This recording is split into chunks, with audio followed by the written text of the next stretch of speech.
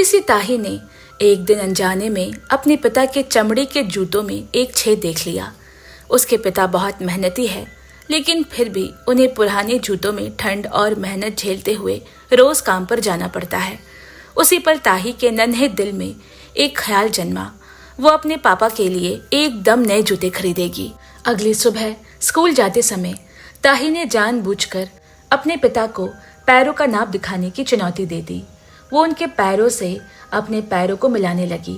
उसके पिता ने उसे डांटते हुए कहा कि इतनी छोटी सी उम्र में इतनी शरारत ठीक नहीं। उन्हें जरा भी अंदाजा नहीं कि ये सब उनकी बेटी की एक गुप्त योजना का हिस्सा है। ताही चुपचाप मुस्कुराई और अपने गुल्लक को स्कूल बैग में रख लिया। वो वही गुल्लक है जिसमें वो पिछले 6 महीनों से एक एक करके सिक्के जोड़ते आ रही है। ये उसकी सबसे कीमती जमा पूंजी है। स्कूल खत्म होने के बाद जब बाकी बच्चे घर लौट रहे थे, ताही अकेले शहर की ओर चल पड़ी। वो एक जूते की दुकान के सामने रुकी और शीशे के पीछे रखे गए चमकदार जूतों को देखने लगी। उसके चेहरे पर एक मासूम मुस्कान फैल गई। उसने अपना गुल्लक खोला। अंदर सिर्फ एक एक के सिक्के हैं। गिनने पर पता चला कि पैसे पूरे नहीं हैं। दुकानदार ने उसे देखते ही झड़क दिया और दुकान से दूर भगा दिया। लेकिन ताही हार मानने वालों में से नहीं। वो फिर से दुकान में गई और दुकानदार से विनती करने लगी, मोल भाव करने लगी। दुकानदार ने एक भी शब्द नहीं कहा और उसे जोर से बाहर धकेल दिया। जब ताही दोबारा अंदर जाने की कोशिश करने लगी तो दुकानदार ने गुस्से से उसे जमीन पर ही गिरा दिया। बर्फ पर उसके सिक्के बिखर गए। ताही ने चुपचाप सारे सिक्के उठाए और वहां से जाने लगी। लेकिन तभी उसे याद आया कि उसका पिता आज भी उसी छेद वाले जूते में कड़कड़ाती ठंड में काम पर गया होगा। ये सोचकर वो फिर से दुकान के अंदर लौट आई। इस बार दुकानदार पूरी तरह भड़क उठा। वो उस छोटी बच्ची की जिद पर चिल्लाने लगा, लेकिन ताही डरी नहीं। उसने एक पोछा उठाया और दुकान की खिड़कियां साफ करने लगी। दुकानदार ने झपट कर उसके हाथ से पोछा छीन लिया और उसे निकल जाने का हुक्म दिया। लेकिन तेज दिमाग वाली ताही ने उसकी बातों को अनसुना कर दिया। वो बाल्टी और पोछा लेकर फिर दुकान के अंदर आ गई। मासूमियत से उसने कहा कि पहले वो शीशे साफ कर देगी, फिर फर्श पोंछ देगी। उसकी आंखों में सच्चाई और दिल में अपने पिता के लिए प्रेम है। आखिरकार दुकानदार का दिल पिघल गया। ताही की हार ना मानने वाली भावना ने उसे अंदर तक छू लिया। उस शाम घर पर पिता ने खाना बना लिया।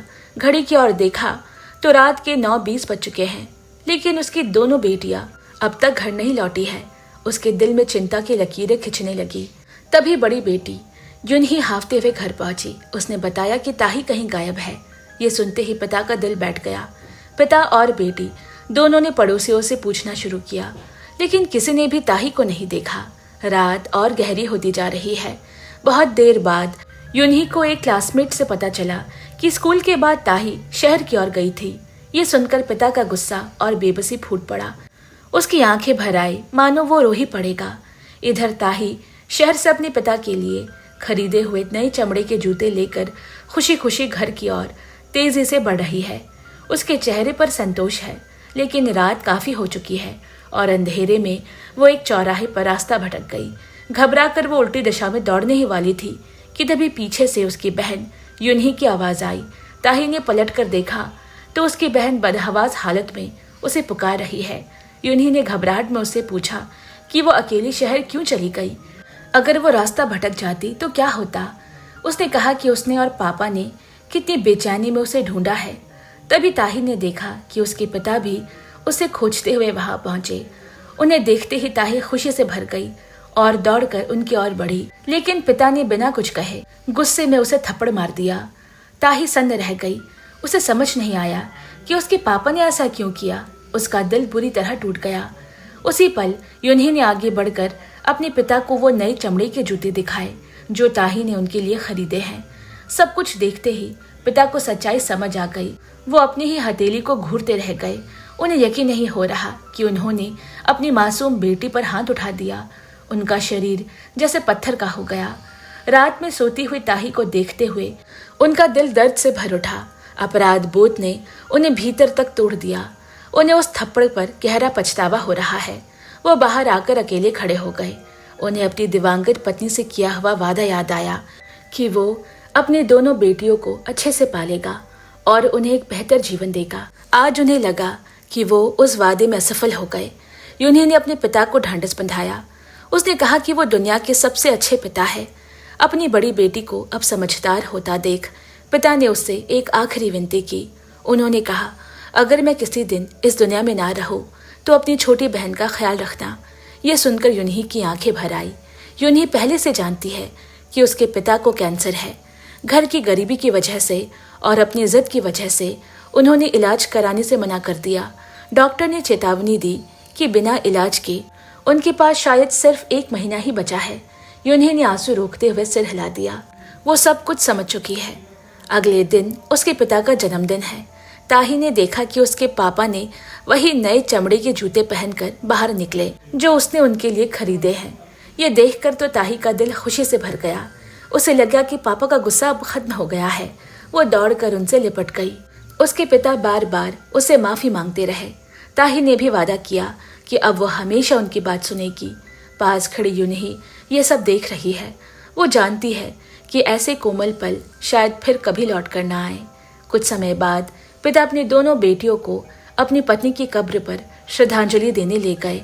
वहां से लौटते समय उन्होंने यूनही से कहा कि वे शहर जा रहे हैं अपने पिता यानी उनके दादाजी से मिलने। देर हो सकती है। तभी ताही को ये पता चला तो उसने मासूमियत से कहा कि पापा लौटते समय उसके लिए संतरे जरूर लाएं। किसी को भी अंदाजा नहीं कि ये उनकी आखिरी विदाई होगी। शहर पहुंचकर वो आदमी अपने पिता की ऊंची ऊंची कॉरपोरेट इमारतों को देखने लगा। उसे याद आया कि 10 साल से ज्यादा समय बीत चुका है जब उसके पिता ने उसे घर से निकाल दिया था। आज वो पहली बार अपने पिता से मिलने आया है। उसे पता है कि उसके दिन गिने चुने हैं। अपनी दोनों बेटियों को अपने पिता के हवाले कर देने से ही उसे सुकून मिल सकता है। बाहर खड़े ड्राइवर ने उसे पहचान लिया और दौड़कर आगे आया। अंदर से उसे यंग मास्टर कहकर संबोधित किया गया और सीधे चेयरमैन के ऑफिस में ले जाया गया। जब उसके पिता ने उसे देखा तो वो हैरान रह गए। कभी एक कारोबारी साम्राज्य का गर्वित वारिस आज टूटा फूटा और थका हुआ इंसान बन चुका है। ये दृश्य किसी ने कभी नहीं सोचा था। सालों पहले उसे प्यार हो गया था।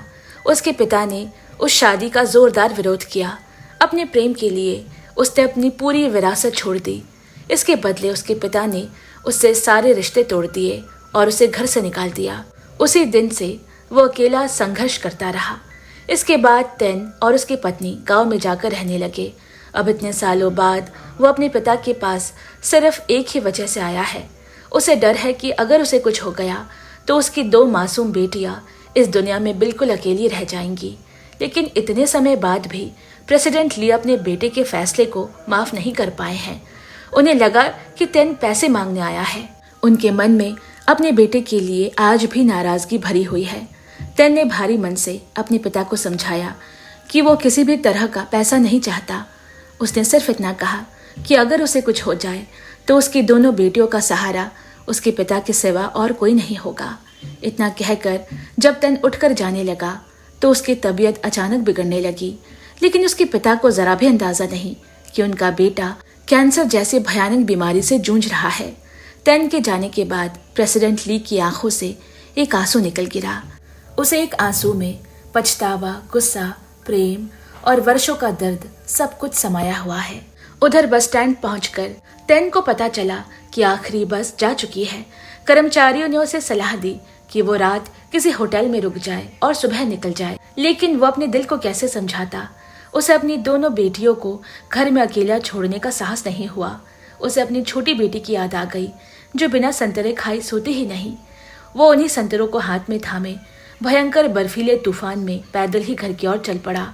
ठंडी सड़कें और बिगड़ती तबीयत हर कदम उसके लिए असहनीय पीड़ा बन गई।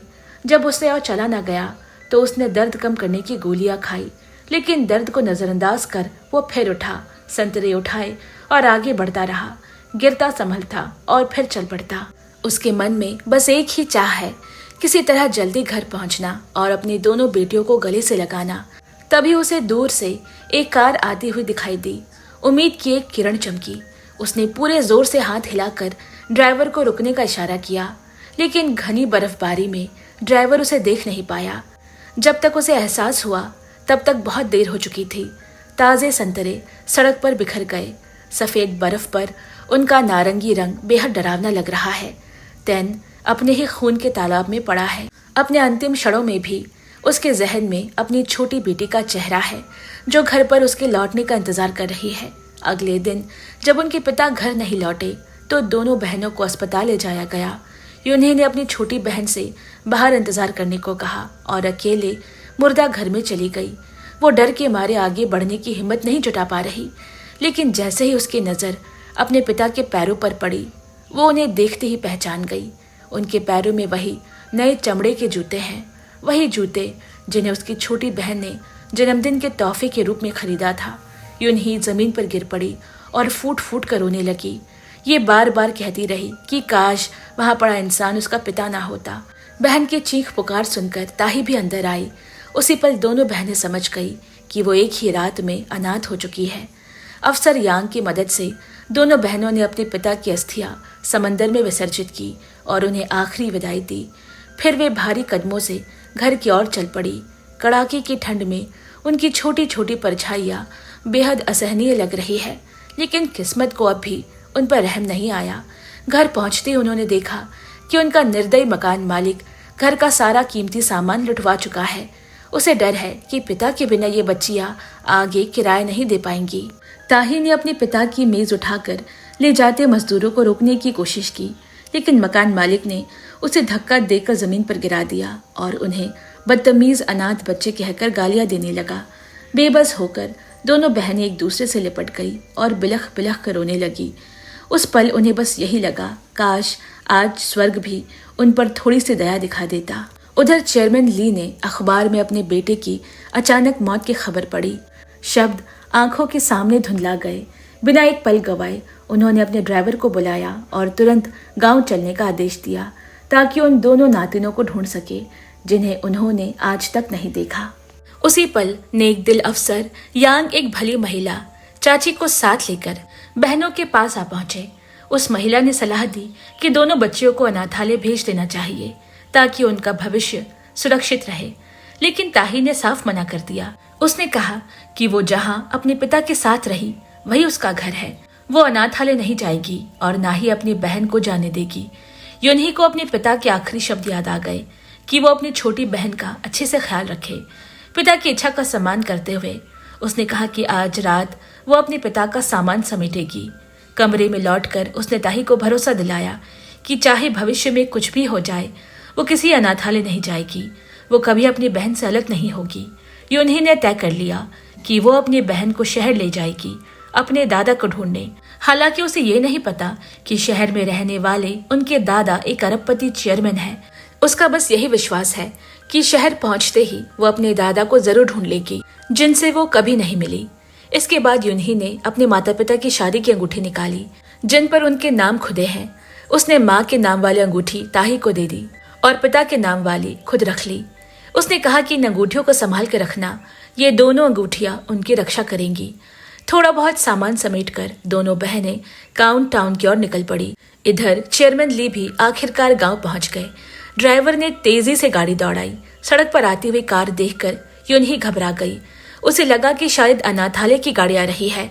डर के मारे वो जल्दी से सड़क किनारे छिप गई। बस एक पल की चूक में वे अपने दादाजी से बाल बाल चूक गई। जब चेयरमैन ली उनके घर पहुंचे तो पूरा कमरा खाली है। उनका दिल बैठ गया। उन्होंने अपने सहायक को आदेश दिया कि किसी भी कीमत पर उनकी नातिनों को ढूंढा जाए।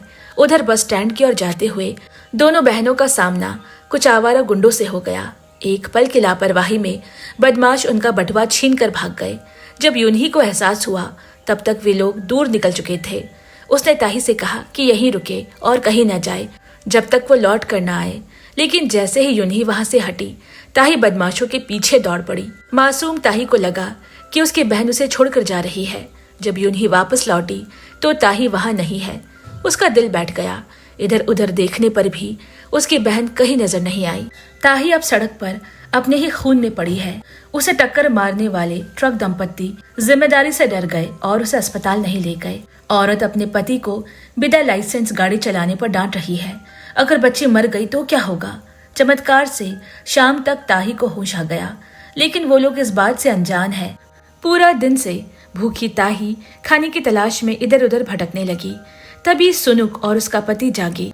उन्होंने देखा कि ताही मेज के नीचे छिपकर बड़े चाव से खाना खा रही है। वो औरत उसके पास आई और प्यार से पूछा कि क्या उसके सर में अभी भी दर्द है। ताही ने चुपचाप ना में सिर हिला दिया। फिर उसने पूछा कि वो कहाँ रहती है। ताही ने फिर ना में सिर हिलाया। उसे याद नहीं। तभी वो समझ गया कि उस हादसे की वजह से ताही की याददाश्त चली गई है। अब उन्हें हालात की गंभीरता समझ आने लगी, लेकिन वे इस बोझ को हमेशा के लिए अपने घर में नहीं रखना चाहते। सुनुक ने अपने पति से कहा कि बच्ची को कहीं बाहर छोड़ाओ। उस निर्दयी सुझाव के साथ ताही का भविष्य एक बार फिर अंधेरे की ओर धकेल दिया गया। अगले दिन बाजार में चारों ओर लोगों की भीड़ उमड़ पड़ी। उसी भीड़ के बीच ताही ने अपने गले में लटकी हुई अंगूठी को छुआ। उसे याद नहीं कि अंगूठी उसकी दिवंगत माँ की है, लेकिन आने वाले समय में यही अंगूठी परिवार के सामने उसकी पहचान का सबसे बड़ा सबूत बनने वाली है। भोर होते ही मिनसुक ताही को लेकर उस चहल पहल वाले बाजार में पहुंचा। उसने उसे बहलाते हुए कहा कि वहाँ करतब दिखाने वाला खेल चल रहा है। मासूम ताही उसकी बातों में आ गई और खुशी खुशी आगे की पंक्ति में जाकर तमाशा देखने लगी। उधर अपनी बहन को पागलों की तरह ढूंढती हुई यूनही भी उसी बाजार में पहुंची। तभी उसकी नजर उसी सड़क छाप बदमाश पर पड़ी जिसने उसका पर्स छीना था। जैसे ही वो अपना पर्स उसे वापस लेने में उलझ गई, उसी पर उसकी नजर अपनी बहन से हट गई। बदमाश से भिड़ते हुए वो ताही को फिर से खो बैठी। यूनही ने तुरंत पुलिस को फोन किया। उधर ताही ने अपनी बहन को देखा, लेकिन उसे बस इतना ही महसूस हुआ कि सामने खड़ी लड़की कुछ जानी पहचानी सी लग रही है। याददाश्त खो चुकी ताही अपनी बहन को पहचान न सकी। इस तरह दोनों बहनें एक दूसरे के इतने पास होकर भी फिर से बिछड़ गई। ताही सुबह से रात तक वही इंतजार करती रही। वो आदमी मिनसुक जिसने उसे लेने का वादा किया था कभी नहीं आया। समय का कोई अंदाजा नहीं रहा। आखिरकार एक गश्त लगाते पुलिस वाले ने उसे देखा। उसने पूछा कि इतनी देर तक घर क्यों नहीं गई। ताही ने अंगूठी पर खुदा नाम बताया। उसे अपना नाम समझते हुए दयालु पुलिस वाले ने सोचा कि बच्ची रास्ता भटक गई है और उसे घर छोड़ने का फैसला किया। उधर मिनसुक आराम से वही चिकन का टुकड़ा खा रहा है जो उसकी पत्नी ने पकाया है। तभी दरवाजे पर पुलिस वाला ताही को लेकर आ पहुंचा। पुलिस को देखते ही दंपति के दिल कांप उठे। उन्हें डर लगने लगा कि कहीं उनके रोड एक्सीडेंट की सच्चाई सामने न आ जाए। उस औरत ने तुरंत झूठी ममता दिखाते हुए ताही को गले लगा लिया और पुलिस वाले से कहा कि ताही उनके किसी दूर के रिश्तेदार की बच्ची है। गरीबी की वजह से वो उसे अपने घर ले आए, लेकिन बार बार अपने पुराने घर भाग जाने की जिद करती है। पुलिस वाला आधा अधूरा यकीन करके वहां से चला गया। पुलिस के जाते ही मिनसुक ने गुस्से में अपनी पत्नी को डांटना शुरू कर दिया। उसने कहा कि वो पहले ही कह चुका था कि इस बच्ची से पीछा छुड़ाना आसान नहीं होगा। अब तो पुलिस भी उन्हें पहचानती है। लेकिन तभी उन्होंने देखा कि ताही आराम से वही भुना हुआ चिकन खा रही है। प्लेट में सिर्फ हड्डियां बची है। दोनों थक हार कर बैठ गए। उन्हें समझ आ गया कि अब उन्हें ताही को अपने घर में ही रखना पड़ेगा। उधर यूनही मंदिर पहुंची। वो टूटे दिल से अपनी बहन के लिए प्रार्थना कर रही है। थक कर वो वहीं लेट गई। तभी बदमाश बदला लेने के इरादे से वहां पहुंचा। सौभाग्य से जयहुक नाम के एक लड़के ने यूनही को बचा लिया। कोई और रास्ता न देखकर यूनही ने जयहुक से विनती की कि वो उसे शहर ले चले ताकि वो अपने दादा को ढूंढ सके। जयहुक ने अखबार में दिए एक विज्ञापन की मदद से उसके दादा का पता लगा लिया। जब यूनही उस आलीशान कॉर्पोरेट टावर के सामने पहुंची तो उसकी आंखें फटी रह गई। उसे यकीन ही नहीं हुआ कि उसके दादा इतनी बड़ी कंपनी के मालिक है। जयहुक ने उसे हिम्मत दी और अंदर जाने को कहा, लेकिन उसके मैले कपड़ों को देखकर सुरक्षा गार्ड ने उसे वहीं रोक दिया। बहस चल ही रही थी कि तभी चेयरमैन ली गांव से लौटकर कंपनी पहुंचे। जैसे ही उन्होंने अपनी पोती का नाम सुना, उनके कदम वहीं थम गए।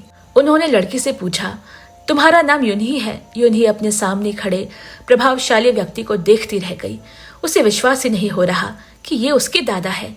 उसके पिता ने कभी सच्चाई का जिक्र तक नहीं किया था। लंबी खामोशी के बाद जयहुक ने एक तस्वीर सामने रखी जिससे यूनही की पहचान साबित हो सके। अपने बेटे की तस्वीर देखते ही चेयरमैन ली की आंखें भर आई। उन्होंने कांपते हाथों से अपनी बरसों से बिछड़ी पोती को गले से लगा लिया। यूनही ने अपने दादा की गोद में बैठकर अब तक की सारी कहानी सुना दी। ये सुनते सुनते उनके दादा की आंखों से आंसू बहने लगे। उन्होंने कहा कि उन्हें सब कुछ पहले से पता है। यूनही ने रोते हुए उनसे अपनी छोटी बहन को ढूंढने की विनती की। उसने अपने पिता से वादा किया था कि वो ताही की रक्षा करेगी। राष्ट्रपति ली उसे फिर से गले लगाते हुए वादा करते हैं कि वे हर हाल में उसकी बहन को ढूंढ निकालेंगे। ये सुनते ही थकान और भूख से टूट चुकी यूनही बेहोश हो गई। अगला दृश्य एक आलीशान अस्पताल का कमरा है जहां यूनही बिस्तर पर लेटी है। डॉक्टर ने बताया कि अत्यधिक थकान और कुपोषण के कारण वो बेहोश हुई थी। उसके शरीर पर कई चोटों के निशान भी है। अपनी नन्ही सी पोती को इस हाल में देखकर चेयरमैन ली का दिल टूट गया। उन्हें कभी अंदाजा नहीं था कि इतनी छोटी सी उम्र में उसने कितने दर्द सहे होंगे। उसी पल यूनही को होश आ गया। उसने धीरे धीरे आंखें खोली और अपने दादा से कहा कि वो अस्पताल में नहीं रहना चाहती। ये जगह उसके लिए बहुत सारी दर्दनाक यादों से भरी है। यूनही ने बताया कि इसी अस्पताल में उसे पहली बार अपने पिता के कैंसर के बारे में पता चला था और इसी अस्पताल में उसे ये भी स्वीकारना पड़ा था कि उसके पिता इस दुनिया में नहीं रहे। ये सुनते ही चेयरमैन ली ने सर झुका लिया। शर्म और पछतावे ने उन्हें भीतर तक तोड़ दिया। बिना कुछ कहे वे कमरे से बाहर चले गए और किसी को भेजकर यूनही को घर लाने की व्यवस्था कर दी। तभी यूनही ने अपने दादा को आवाज दी। उसे अभी यकीन नहीं हो रहा कि उसके सामने खड़ा इतना बड़ा कॉर्पोरेट चेयरमैन सचमुच उसका दादा है। यूनही ने कहा कि वो इस सच्चाई को स्वीकार नहीं करना चाहती क्योंकि उसके पिता सिर्फ इसलिए मर गए क्योंकि उनके पास इलाज के पैसे नहीं थे। अगर ये सब पहले पता होता तो शायद उसके पिता जिंदा होते। ये सुनकर ली के पास कोई जवाब नहीं है। वो बस खामोशी से नीचे की ओर देखते हुए खड़ा रह गया। उसी समय जयहुक वार्ड में दाखिल हुआ। उसने यूनही की हालत देखकर चिंता जताई, लेकिन चेयरमैन ली के चेहरे पर एक अजीब सी नफरत उभर आई। चेयरमैन ली की ठंडी नजरें देखकर जयहुक के चेहरे की बनावटी मुस्कान भी तुरंत गायब हो गई। कुछ समय बाद चेयरमैन ली अपनी पोती को भव्य साज सज्जा वाले विला में ले आए। जयहुक भी उस हवेली में रहने लगा। चेयरमैन ली को तुरंत महसूस हो गया कि इस लड़के में कुछ ऐसा है जो साधारण नहीं है। उन्होंने जयहुक को अपने कमरे में बुलाया। जयहुक ने अपना परिचय देना शुरू किया। उसने बताया कि उसने बहुत छोटी उम्र में अपने माता पिता खो दिए थे, तभी से वह भटकती हुई जिंदगी जी रहा है। लेकिन चेयरमैन ली को उसके अतीत या हालात में कोई दिलचस्पी नहीं। उनका बस एक ही सवाल है, उसने उनकी पोती की मदद क्यों की। जयहुक ने शांति से सच बताया कि वह शुरू से जानता था कि यूनही अपने दादा को ढूंढ रही है, एक बड़े कॉर्पोरेट चेयरमैन को। ये सुनते ही चेयरमैन ली सब समझ गया। उन्होंने साफ साफ पूछ लिया कि बदले में उसे क्या चाहिए, लेकिन जयहुक ने कुछ भी लेने से इनकार कर दिया। उसने कहा कि वो सिर्फ चेयरमैन ली के साथ रहकर काम करना चाहता है और कंपनी को पहले से भी ज्यादा सफल बनाना चाहता है। इतनी छोटी सी उम्र में इतनी बड़ी महत्वाकांक्षा सुनकर चेयरमैन ली हैरान रह गया। फिर भी उन्होंने बिना झिझक उसे अपने पास रहने की अनुमति दे दी। असल में ये सब जयहुक की बनाई हुई योजना का हिस्सा है। एक रेस्तरां में काम करते समय उसने एक सहायक और पुलिस अधिकारी की बातचीत सुन ली थी। उसे कभी अंदाजा नहीं था कि जिस यूनही को उसने बचाया वो एक ऐसे परिवार के चेयरमैन की पोती है। उसी पल उसके दिमाग में एक खतरनाक योजना बन गई। दुर्भाग्य से अपनी बहन की तलाश में डूबी यूनही ने यह सब देखा नहीं और अनजाने में जयहुक के जाल में फंसती चली गई। जयहुक ने कुछ सड़क छाप गुंडों से संपर्क किया और उन्हें यूनही की लोकेशन बता दी। उसने दूर खड़े होकर देखा कि वे यूनही को बेरहमी से पीट रहे हैं। फिर सही मौके पर वो हीरो बनकर सामने आया और यूनही को बचा लिया। लेकिन हवेली में रहना यूनही के लिए आसान नहीं। भले ही दादा उस पर बहुत स्नेह लुटाते हैं, लेकिन वहाँ एक आंटी रहती है, मिसेस ली। उन्हें लगता है कि यूनही सिर्फ विरासत के लिए आई है। खाने की मेज पर वो बार बार उसे नीचा दिखाती और ताने मारती। यूनही अपना सारा दुख सिर्फ जयहुक से साझा करती क्योंकि वही एक इंसान है जिस पर वो भरोसा करती है। धीरे धीरे यूनही के दिल में जयहुक के लिए भावनाएं भी जन्म लेने लगी क्योंकि वही हर बार उसका सहारा बना है। ये सब राष्ट्रपति ली अपनी खिड़की से देख रहे हैं। उन्होंने जयहुक को विदेश जाने का टिकट थमा दिया।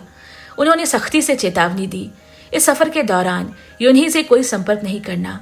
अगर वो तुम्हें फोन करे तो भी जवाब मत देना। असल में ये चेयरमैन ली की आखिरी परीक्षा है। जयहुक ने बिना सवाल किए उनकी शर्त मान ली। रवानगी के दिन यूनही उसे विदा करने आई। उसने जयहुक को गले लगाया और उससे लौट आने का वादा मांगा। उधर ताही की जिंदगी नरक बन चुकी है। सुनोक दंपति उसे सिर्फ एक मुफ्त की नौकरानी की तरह इस्तेमाल करते हैं। उन्हें जरा भी अंदाजा नहीं कि वो किसी अमीर परिवार की बेटी है। एक दिन ताही से गलती से पानी गिर गया जिस पर सुनोक फिसल पड़ी। वो उठी और ताही पर गालियों की बौछार करने लगी। गुस्से में उसने ताही के माथे के जख्म पर जोर से उंगली चुभो दी। अपना गुस्सा निकालने के बाद उसने ताही को सजा के तौर पर बाहर खड़ा कर दिया। जब उसकी बड़ी बेटी स्कूल से लौटी और ताही को देखा तो उसके चेहरे पर भी नफरत और घृणा साफ झलक रही है। सौभाग्य से वही दयालु पुलिस अधिकारी वहां पहुंचा जो पहले ताही को घर छोड़कर गया था। जैसे ही सुनौक ने सुना कि बाहर पुलिस वाला खड़ा है, डर से उनके दिल की धड़कनें बढ़ गई। वे तुरंत बाहर भागी और झूठी चिंता दिखाते हुए ताही के बारे में पूछने लगी। पुलिस अधिकारी ने बताया कि किसी ने सूचना दी थी कि एक छोटी बच्ची को ट्रक ने टक्कर मार दी थी, लेकिन जब उन्होंने अस्पताल में जांच की तो किसी भी बच्ची को सड़क दुर्घटना में भर्ती नहीं पाया गया। सुनौक की घबराहट देखकर अधिकारी को शक हो गया। उसने चुपचाप उनके परिवार के ट्रक नंबर नोट कर लिया। ये देखते ही सुनौक समझ गई कि पुलिस को उन पर शक होने लगा है। उसने तुरंत अपने पति से कहा कि सामान बांधो और यहाँ से भाग चलो। सबसे पहले सुनौक ने उस ट्रक को भिजवा दिया जिससे यह हादसा हुआ था। फिर उसने एक ड्राइवर का इंतजाम किया जो ताही को उनके पुराने घर से दूर ले जा सके। उधर चेयरमैन ली को अपने सहायक का फोन आया। पुलिस को उनके लापता पोती के बारे में एक सुराग मिला है। पुलिस चाहती है कि यूनही आकर पुष्टि करे कि वो लड़की उसी की बहन है या नहीं। चेयरमैन ली तुरंत यूनही को लेकर पुलिस स्टेशन पहुंचे। वहां से पुलिस उन्हें सुनौक और उसके पति के घर ले गई, लेकिन उसी समय सुनौक और उसका पति रात के अंधेरे में भाग चुके थे। वे दोनों आराम से एसी टैक्सी में बैठे हैं और ताही को ट्रक के पिछले हिस्से में अकेला छोड़ दिया गया। अचानक ड्राइवर ने देखा ही नहीं कि सिग्नल लाल हो चुका है और उसकी गाड़ी लगभग पुलिस की गाड़ी से टकरा गई। पुलिस अधिकारी चालान लिखने लगा। तब यूनही ने खिड़की से बाहर झांका। दुर्भाग्य से वो अपनी बहन को पीछे वाली गाड़ी में झुककर बैठे हुए देख नहीं पाई। ताही ने अपनी बहन को देख लिया, लेकिन उसकी याददाश्त जा चुकी थी। वो समझ नहीं पाई कि सामने से गुजरती लड़की उसकी अपनी बहन है। इस तरह दोनों बहनें एक बार फिर इतनी पास होकर भी खामोशी में एक दूसरे से गुजर गई। उस रात दोनों बहनें हमेशा के लिए बिछड़ गई। अब उन्हें दोबारा मिलने में पूरे 15 साल लगने वाले हैं। चेयरमैन ली जब सुनौक के घर पहुंचे तो घर पूरी तरह खाली है। ताही का कोई सुराग नहीं मिला। यूनही अपने दादा की बाहों में गिर पड़ी और बिलक बिलक कर रोने लगी। वक्त तेजी से बीतता गया और 15 साल यूं ही गुजर गए। यूनही अपने दादा के साथ सुख सुविधाओं में पली बढ़ी, लेकिन उसने कभी अपनी छोटी बहन की तलाश नहीं छोड़ी। उधर याददाश्त खो चुकी ताही सुनौक और उसके पति के साथ भयानक गरीबी और उपेक्षा में बड़ी हुई। उसे कभी परिवार का स्नेह नहीं मिला। सुनौक ने उसका नाम बदलकर सुनवो रख दिया। उसे पता भी नहीं कि यही नाम ताही की असली माँ का था। सुनवो बेहद दयालु और हंसमुख है। सौतेली माँ की डांट सुनकर भी वो कभी शिकायत नहीं करती। यहाँ तक कि पड़ोस के बूढ़े लोग भी उसकी हालत देखकर दुखी हो जाते और कहते कि सुनवो इस परिवार के लिए किसी वरदान से कम नहीं है। घर का सारा काम वही करती, सामान लाना, खाना बनाना, छोटी सी दुकान संभालना। वहां से भाग निकलने का सपना लिए सुनवो रोज चुपचाप एक जार में सिक्के जमा करती है।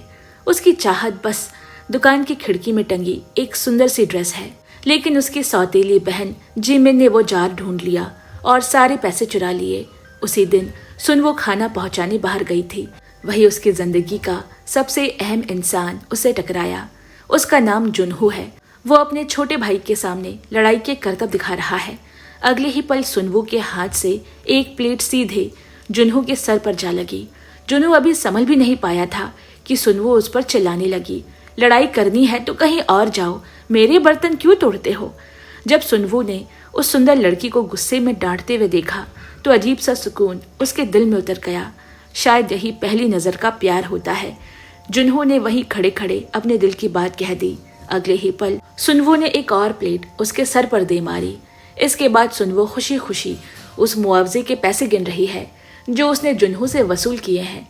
जुनहो उसके पीछे पीछे चलता रहा, लेकिन इतना पास जाने की हिम्मत नहीं जुटा पा रहा।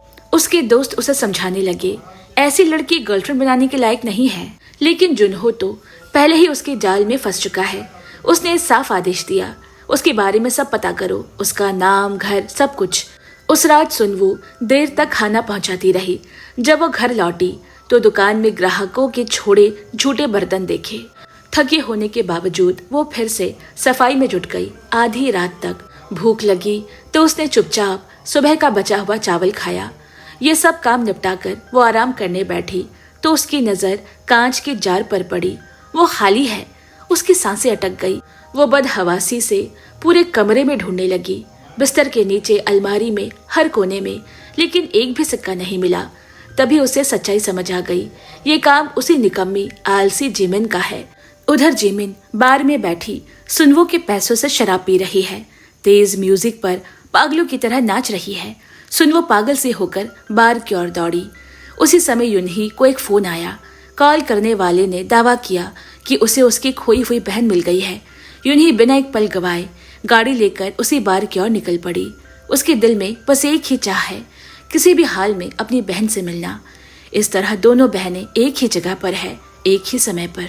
लिफ्ट में उनकी आमने सामने मुलाकात हुई, लेकिन सादे कपड़ों में खड़ी उस लड़की को देखकर भी यूनही पहचान न सकी कि यही वो बहन है जिसे वो सालों से ढूंढ रही है। उनकी पहली मुलाकात एक दर्दनाक चूक बनकर रह गई। यूनही बार में प्राइवेट रूम में पहुंची और टाइलर से अपनी बहन के बारे में सवाल करने लगी। सच्चाई ये थी कि टाइलर ने जानबूझकर उसे धोखा दिया, सिर्फ पैसे हटने के लिए। उसने कहा कि उसकी बहन वही वेट्रेस है, लेकिन यूनही इतनी आसानी से फंसने वालों में से नहीं। उसने एक चेक आगे बढ़ाया और कहा, बहन की पहचान पक्की होती ही तुम इस चेक से पैसे निकाल सकोगे। यूनही की आंखों में झलकती सख्ती देखकर टाइलर समझ गया, ये औरत हल्के में लेने वाली नहीं है। आखिरकार उसे सच उगलना पड़ा। सौदा टूट गया। यूनही भावनाओं से टूट चुकी वो बार के हर कोने में अपनी बहन की परछाई ढूंढने लगी। उधर सुनवो को बार के मैनेजर ने दरवाजे पर ही रोक दिया। ऐसे पुराने कपड़ों में अंदर नहीं जा सकती। वो वहीं बाहर बैठ गई, उसी जिनमिन का इंतजार करती रही जिसने उसका सब कुछ चुरा लिया था। थोड़ी देर बाद उसने देखा वही औरत जिसे उसने लिफ्ट में देखा था, उसे भी बाहर निकाल दिया गया है। सुनवो को क्या पता कि वही औरत उसकी अपनी सगी बड़ी बहन है। दरअसल अंदर टाइलर ने यूनहू को पूरी सच्चाई बता दी थी। गुस्से में यूनहू ने उसे जोरदार थप्पड़ मार दिया। वो पलटकर मारना तो चाहता था, लेकिन यूनही के ताकतवर दादा का नाम याद आते ही वो रुक गया। यूनही अब भी खुद को संभाल नहीं पाई थी। वो फूट फूट कर रोने लगी। ये सब देख रही सुनवो का दिल पिघल गया। अपनी दयालुता की वजह से वो उसे ढाढ़स बंधाने आगे बढ़ी, लेकिन यूनही ने उस अनजान लड़की के सामने अपना दर्द साझा नहीं किया। वो बस पलटी और चली गई। सुनवो से रोती हुई औरत को जाते हुए देखती रही। उसके दिल में एक अजीब सी जानी पहचानी अनुभूति हुई, लेकिन वो क्या कर सकती थी। उसकी याददाश्त तो पहले ही उससे सब कुछ छीन चुका है। वो बार के बाहर बैठी रही। लोग आते जाते रहे, लेकिन जिमिन नहीं आई। अगले दिन जब वो घर लौटी तो उसने जिमिन को कार से उतरते देखा। सुनवो ने उसे रोक लिया। मेरे पैसे लौटाओ, वो पैसे जो मैंने मेहनत से जोड़े थे। लेकिन जिमिन ने सिरे से इनकार कर दिया। वहीं खड़ा जुनहू ये सब देखकर हैरान रह गया। जिस लड़की से वो पहली नजर में प्यार कर बैठा था, वो फिर उसके सामने है। सुनवो अब खुद को रोक नहीं पाई। जुनहू ने बीच में आकर उसे रोकना चाहा, लेकिन उल्टा एक घूसा खुद खा बैठा। सुनवो ने उसका हाथ झटक दिया और वहां से भाग गई। जुनहू बिना सोचे समझे उसके पीछे दौड़ पड़ा। पीछे रह गई जिमिन गुस्से से जलती हुई। उसका जुनहू किसी और लड़की के लिए उसे छोड़कर चला गया। सुनवो एक कपड़ों की दुकान के सामने आकर रुक गई। शीशे के पीछे टंगी वही ड्रेस जिसे वो बरसों से चाहती है। वो वहीं खड़ी होकर फूट फूट कर रोने लगी। जुनहू ने चुपचाप अपनी जैकेट उतारी और उसके कंधों पर डाल दी। सुनवो ने अपना सारा दर्द उसके सामने उड़ेल दिया।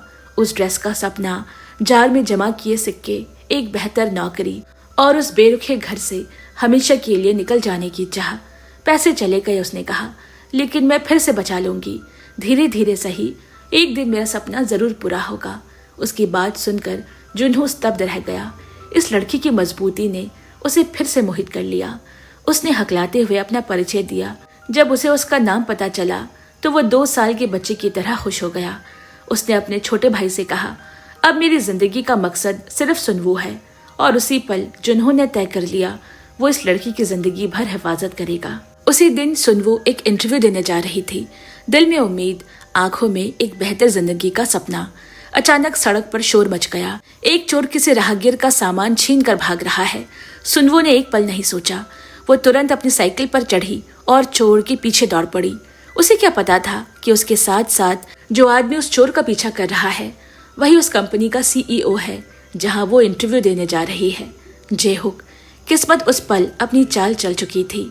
सुनवो ने पूरी ताकत से साइकिल चलाई और चोर के पास पहुंच गई। जैसे ही वो चोर भागने को हुआ, सुनवो ने उसके पैरों पर जोर से काट लिया।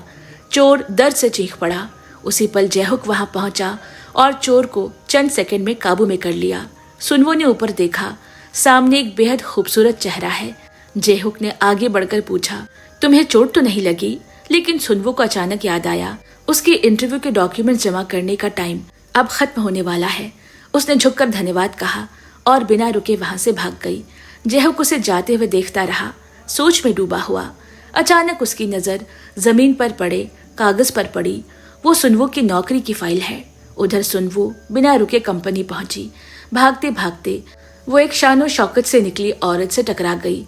वही है इस परिवार की मालकिन। फिर से दोनों बहनें आमने सामने हुई, लेकिन पहचान फिर भी नहीं हो पाई। एक बार फिर किस्मत ने उन्हें अलग कर दिया। डॉक्यूमेंट्स जमा करते वक्त सुनवो का दिल बैठ गया। उसकी पर्सनल फाइल गायब है। तभी उसे याद आया, वो चोर का पीछा करते वक्त गिर गई होगी। उसने स्टाफ से पूछा, डेडलाइन कब तक है? जवाब मिला, शाम 6 बजे, सिर्फ 30 मिनट बचे हैं। सुनवो ने हाथ जोड़े, कहा कि मेरी फाइल चोर को पकड़ते वक्त गिर गई थी, मैं अभी लेकर आती हूँ। लेकिन जवाब बेरहम था, डेडलाइन नहीं बदलेगी। फिर भी सुनवो ने हार नहीं मानी। वो दोबारा दौड़कर वहां पहुंची, लेकिन वहां कुछ भी नहीं मिला। उसे पता नहीं कि उसी वक्त जयहुक उसकी फाइल लेकर उसे ढूंढ रहा है। डेडलाइन नजदीक देख जयहुक ने इंतजार नहीं किया। उधर सुनवो टूटे दिल से कंपनी के गेट पर पहुंची। आज फिर उसका सपना अधूरा रह गया। जैसे ही वो लौटने लगी, किसी ने पीछे से कहा, रुको। जयहुक सामने खड़ा है, हाथ में उसकी फाइल लिए। जयहुक को लगा कि सुनवो ने हार मान ली है। वो उसकी तरफ से फाइल जमा तो करना चाहता था, लेकिन नियम साफ है, एप्लीकेंट को खुद फाइल देनी होगी। जयहुक ने पूछा, तुम इस कंपनी में क्यों आना चाहते हो? सुनवो ने बिना सोचे कहा, क्योंकि ये मेरा सपना है। इतना कहकर उसने फाइल उठाई और कूड़ेदान में फेंक दी। जयहुक ने चुपचाप फाइल उठाई। उसके होठों पर हल्की मुस्कान आ गई। लेकिन उसी रात सुनवो की जिंदगी का सबसे काला अध्याय शुरू हुआ। उसका गोद लिया हुआ पिता मिनसुक उसे बाल धोते देख बुरी नियत पाल बैठा। उसने चालाकी से अपनी पत्नी और बेटी के लिए शाम की फिल्म के टिकट खरीदे। अचानक आई इस दरियादिली से अनजान उसकी पत्नी खुश हो गई और उसे गले लगा लिया। लेकिन मिनसुक चाहता है कि वह जल्दी निकल जाए। जाने से पहले उसने कहा, फिल्म के बाद किसी अच्छे रेस्टोरेंट में खाना खा लेना। जैसे ही दोनों बाहर गई, मिनसुक की नजर सुनवो पर टिक गई। उसने कमरे में जाकर कमर में छिपाई हुई दवा निकाली। दुकान बंद होने के बाद वो नकली चिंता दिखाते हुए सुनवो को कोला की बोतल देता है। सुनवो बिना शक किए पी जाती है। मिनसुक मीठी मीठी बातें करता रहा, लेकिन उसकी आंखें कहीं और ही है। धीरे धीरे सुनवो की चेतना धुंधली होने लगी। मौका देखकर मिनसुक उसके चेहरे की ओर झुका। सुनवो लड़खड़ाती हुई उठने की कोशिश करती, लेकिन वो उसे नहीं छोड़ता। संघर्ष में उसके गले की माला जमीन पर गिर जाती है। वो तड़पती रही, लेकिन ताकत साथ नहीं दे रही। तभी दरवाजा खुला। सुनौक और जीमिन लौट आई है। यह दृश्य देखकर वो सन्न रह गई। खुद को बचाने के लिए मिनसुक पलट गया। ये लड़की मुझे फंसाने की कोशिश कर रही है। सुनौक ने बिना सोचे अपने पति पर भरोसा किया। उसने सुनवो के बाल पकड़े और गालियां बरसाई। जिमिन ने और भी जोर से सुनवो के गाल पर थप्पड़ मारा। सुनवो कुछ नहीं बोली। वो दरवाजे पर सिकुड़ कर बैठी रही, खामोश, आंसुओं में डूबी हुई। उसकी सिसकियां अंधेरी रातों में कहीं खो गई। किस्मत ने उस रात सुनवो पर थोड़ा रहम किया। सड़क से गुजरती एक दयालु बूढ़ी दादी की नजर उस पर पड़ी, जो दरवाजे के पास सिमटी हुई रो रही थी। आंसुओं से भरे सुनवो के चेहरे को देखकर दादी का दिल पसीज गया। उन्होंने प्यार से पूछा, बेटी क्या हुआ? डर और थरथराहट के बीच सुनवो ने दादी के पैरों में गिरते हुए बस इतना कहा, मुझे यहाँ से ले चलिए, मैं उस घर में दोबारा नहीं जाना चाहती। दादी को पूरी बात समझ तो नहीं आई, लेकिन इतना जरूर महसूस हुआ कि इस बच्ची ने बहुत जुल्म सहे हैं। उसी समय जुन्हो ने सब देख लिया। उसने बिना एक पल गवाए सुनवो को उठाया और दादी के घर ले आया। सुनवो बेहोशी में ही पड़ी रही। उसकी हालत देखकर दादी ने पुलिस को फोन करने का फैसला किया, लेकिन जैसे ही वो बाहर जाने लगी, तभी सुनवो को होश आया। इतनी तकलीफ के बावजूद उसकी अच्छाई जिंदा थी। उसने दादी का हाथ पकड़ लिया और कहा, कुछ नहीं हुआ है, प्लीज पुलिस को मत बुलाइए। दादी उसके मासूमियत देखकर चुप रह गई। उसी दिन यूं ही मिली हुई जानकारी के सहारे सुनौक के घर पहुंची। उसे उम्मीद थी कि शायद आज उसकी बहन का कोई सुराग मिल जाए, लेकिन हादसे की जिम्मेदारी से डरते हुए सुनोग और उसके पति ने साफ इनकार कर दिया कि वे किसी ताही नाम की लड़की को जानते हैं। तभी जिमिन बाहर से लौटी। यूनहो की आंखों में चमक की उम्मीद आ गई। उसने कांपती आवाज में पूछा कि क्या वही उसकी बहन है, लेकिन सुनोग भड़क उठी और यूनही को धमकाते हुए घर से निकाल दिया, वरना पुलिस बुलाने की चेतावनी दी। जाते जाते यूनही अपना फोन नंबर और पता छोड़ गई, इस उम्मीद में कि शायद उन्हें कुछ याद आ जाए। यूनही के जाने के बाद निजी जासूस ने सुनोग और उसके पति को जमकर फटकार लगाई। उसने बताया कि जिस लड़की को उन्होंने अभी भगा दिया वो किसी साधारण इंसान की नहीं, बल्कि एक बड़े कॉर्पोरेट चेयरमैन की पोती है। उसने कहा, अगर तुम उसकी बहन को ढूंढने में मदद करो तो तुम्हारी किस्मत बदल सकती है। ये सुनकर सुनोग और उसके पति सन्न रह गए। उन्होंने कभी सपने में भी नहीं सोचा था कि जिस गोद ली हुई बच्ची को उन्होंने जिंदगी भर सताया वो इतनी बड़े घराने से जुड़ी हो सकती है। दोनों को अपने किए पर पछतावा होने लगा, लेकिन ये सारी बातचीत पास खड़ी उनकी बेटी जिमिन ने सुन ली। उसकी नजर यूनही के छोड़े हुए फोन नंबर और पते पर टिक गई। उसी पल उसके दिमाग में एक खतरनाक योजना ने जन्म लिया। इधर घर से निकाली जा चुकी सुनवो दादी के यहाँ अस्थायी रूप से रह रही है। अचानक उसे याद आया उसके गले में हमेशा रहने वाला वो लॉकेट गायब है। वो नहीं जानती थी कि वही अंगूठी उसकी असली पहचान का इकलौता सबूत है। उधर जिमिन को अचानक याद आया कि कभी उसने सुनवो की वो अंगूठी देखी थी। पहले उसे उसकी कोई कीमत नहीं लगी थी, लेकिन अब वो समझ चुकी है कि वही अंगूठी उसकी जिंदगी बदल सकती है। लालच में अंधी होकर जिमिन ने यूनही का नंबर मिलाया, लेकिन कॉल करते ही उसके हाथ कांप गए। ये रास्ता बहुत खतरनाक है।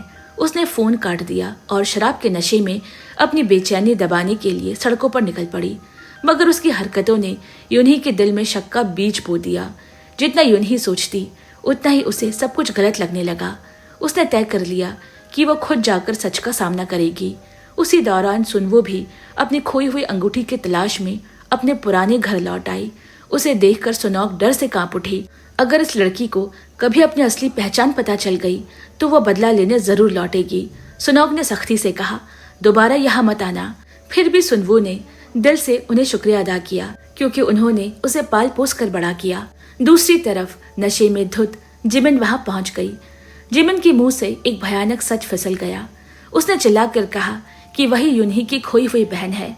उसने वादा किया कि 9 साल की उम्र में ट्रक ने उसे टक्कर मारी थी और उसकी याददाश्त चली गई थी। उसे नहीं पता कि वह असल में कौन है। यूनही ने सख्ती से सबूत मांगा। ये सुनते ही जिमिन का नशा उतर गया। वो घबरा गई। उसे समझ नहीं आया कि अब क्या करे। उसने तुरंत पलटकर कहा कि वो बहन नहीं जिसे यूनही ढूंढ रही है। घबराहट में जिमिन घर के अंदर भागी और उसके पैर लड़खड़ा गए। वो जमीन पर गिर पड़ी। बाहर खड़ी यूनही की आवाज कांप उठी, मुझे तुम पर भरोसा है। मुझे लगता है कि तुम ही मेरी बहन हो। यही अंधा भरोसा जिमिन की सबसे बड़ी जीत बन गई। उसने उसी पल फैसला कर लिया, अगर सच सामने आया तो वो सुनवो को जिंदा नहीं छोड़ेगी। धीरे से उसने अपनी मुट्ठी खोली और उस अंगूठी को बाहर निकाला। अगले ही दिन जिमिन अपनी माँ के पास पहुंची। उसका दिल ईर्ष्या से जल रहा है। उसे ये बात अंदर ही अंदर खाई जा रही है कि सुनवो एक अमीर परिवार की पोती है, जबकि वह खुद गरीबी में पैदा हुई। उसने मन ही मन सवाल किया, मेरी जिंदगी इतनी अभागी क्यों है। उसी पल उसके भीतर एक खतरनाक ख्वाहिश ने जन्म लिया। वो सुनवो की जिंदगी चुरा लेना चाहती है। उसने अपने माता पिता से कहा कि वो उसका राज छिपाए रखे। अगर वे चुप रहे तो सच कभी सामने नहीं आएगा।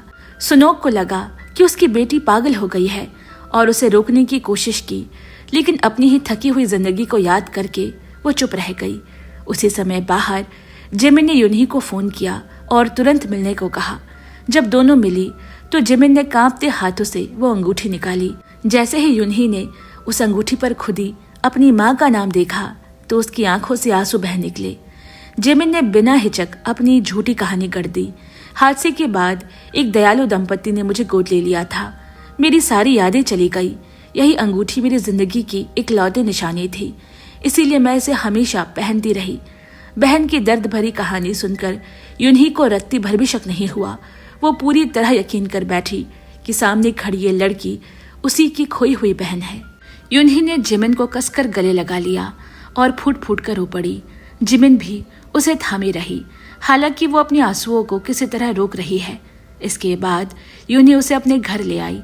आलीशान हवेली की भव्यता देखकर जिमिन की सांसें थम गई। यूनी ने अपने दादा चेयरमैन ली को बहन मिलने की खुशखबरी दी, लेकिन उनके चेहरे पर कोई खुशी नहीं दिखी। चेयरमैन ली को तो जिमिन की पहचान पर और भी शक होने लगा। फिर भी यूनी अपनी बहन के पक्ष में अडिग रही। इसी भरोसे के सहारे जिमिन ने सबको धोखा देने में सफलता पाली। यूनी अपनी बहन को मेकओवर के लिए ले गई। जिमिन ने फिर से बेबस डरी सहमी लड़की का अभिनय शुरू कर दिया। वो मन ही मन सोच रही है, क्या ये अचानक मिली खुशी सच हो सकती है? अगर मेरी यादें कभी वापस ही नहीं आई तो? उसकी डरी हुई हालत देखकर यूनी ने उसे ढांढस बंधाया। यादें चली गई तो क्या हुआ? नई यादों से नई जिंदगी शुरू करेंगे। जब तक मैं हूं तुम्हें डरने की जरूरत नहीं। लेकिन जैसे ही यूनी वहां से गई, जिमिन का असली चेहरा सामने आ गया। उसने अपनी माँ को फोन कर सख्त लहजे में कहा कि उसकी जिंदगी अब बदल चुकी है और पुराने नाम का इस्तेमाल कभी ना करे। माँ कुछ कह पाती, उससे पहले ही उसने घमंड से फोन काट दिया। उधर असली पोती सुनबू बेघर होकर एक दयालु दादी के साथ रह रही है। हर रात उसे डरावने सपने आते और हर बार खोई हुई अंगूठी की याद उसके दिल को और भारी कर जाती। काम की तलाश में वो रोज ना जाने कितने फोन करती। बार बार ठुकराए जाने के बावजूद उसने हार नहीं मानी। तभी जुन्हो के पिता ने उसे ग्रुप कम्युनिकेशन एजेंसी में नौकरी के लिए सिफारिश की। उसकी सिफारिश के दम पर सुनवो को नौकरी मिल गई। उसे जरा भी अंदाजा नहीं कि ये कंपनी उसी दादा का है। इसी दौरान जिमिन महंगे डिजाइनर कपड़ों में सजी धजी सुनवो के सामने आ पहुंची। सुनवो ने सोचा कि शायद जिमिन ने उसकी अंगूठी ढूंढने में मदद की होगी, लेकिन जिमिन ने ताना मारते हुए कहा, तुमने तो कहा था अंगूठी ढूंढने को। मैंने बहुत ढूंढा मगर कुछ नहीं मिला। फिर उसने मौका देखकर ये भी जता दिया कि उसने अपनी बहन ढूंढ ली है और अब वो अमीर घराने की लड़की है। ये सुनकर सुनवो स्तब्ध रह गई। उसे यकीन ही नहीं हुआ कि जिस लड़की के साथ वह बड़ी हुई वो उसके माँ बाप की सगी बेटी नहीं थी। लेकिन जिमिन के घमंड के बावजूद सुनवो ने उसके अमीर होने में कोई दिलचस्पी नहीं दिखाई। ये बात जिमिन को आग बबूला कर गई। गुस्से में वो सुनवो पर झपट पड़ी, मगर तभी ऊपर से गिरा सामान उसके सिर पर आ लगा और वो बेहोश हो गई। जैसे ही यूनहो को खबर मिली कि उसकी बहन घायल हो गई है, वो दौड़ती हुई अस्पताल पहुंची। डॉक्टर ने बताया कि चोट मामूली है और थोड़े आराम के बाद छुट्टी मिल सकती है। जब जिमिन ने देखा कि सुनवो उसे देखने आई है तो उसने झूठा आरोप लगा दिया कि उसी की वजह से उसे चोट लगी। ये सुनकर सुनवो चुपचाप वार्ड से बाहर निकल आई। उसका मन टूट चुका है। तभी उसने यूनही को कमरे से बाहर निकलते देखा। उसने हिम्मत करके समझाना चाहा कि आज जो हुआ वो सच में एक हादसा था, लेकिन यूनहो ने सिर्फ अपनी झूठी बहन की बातों पर भरोसा किया और बिना पीछे देखे वहां से चली गई।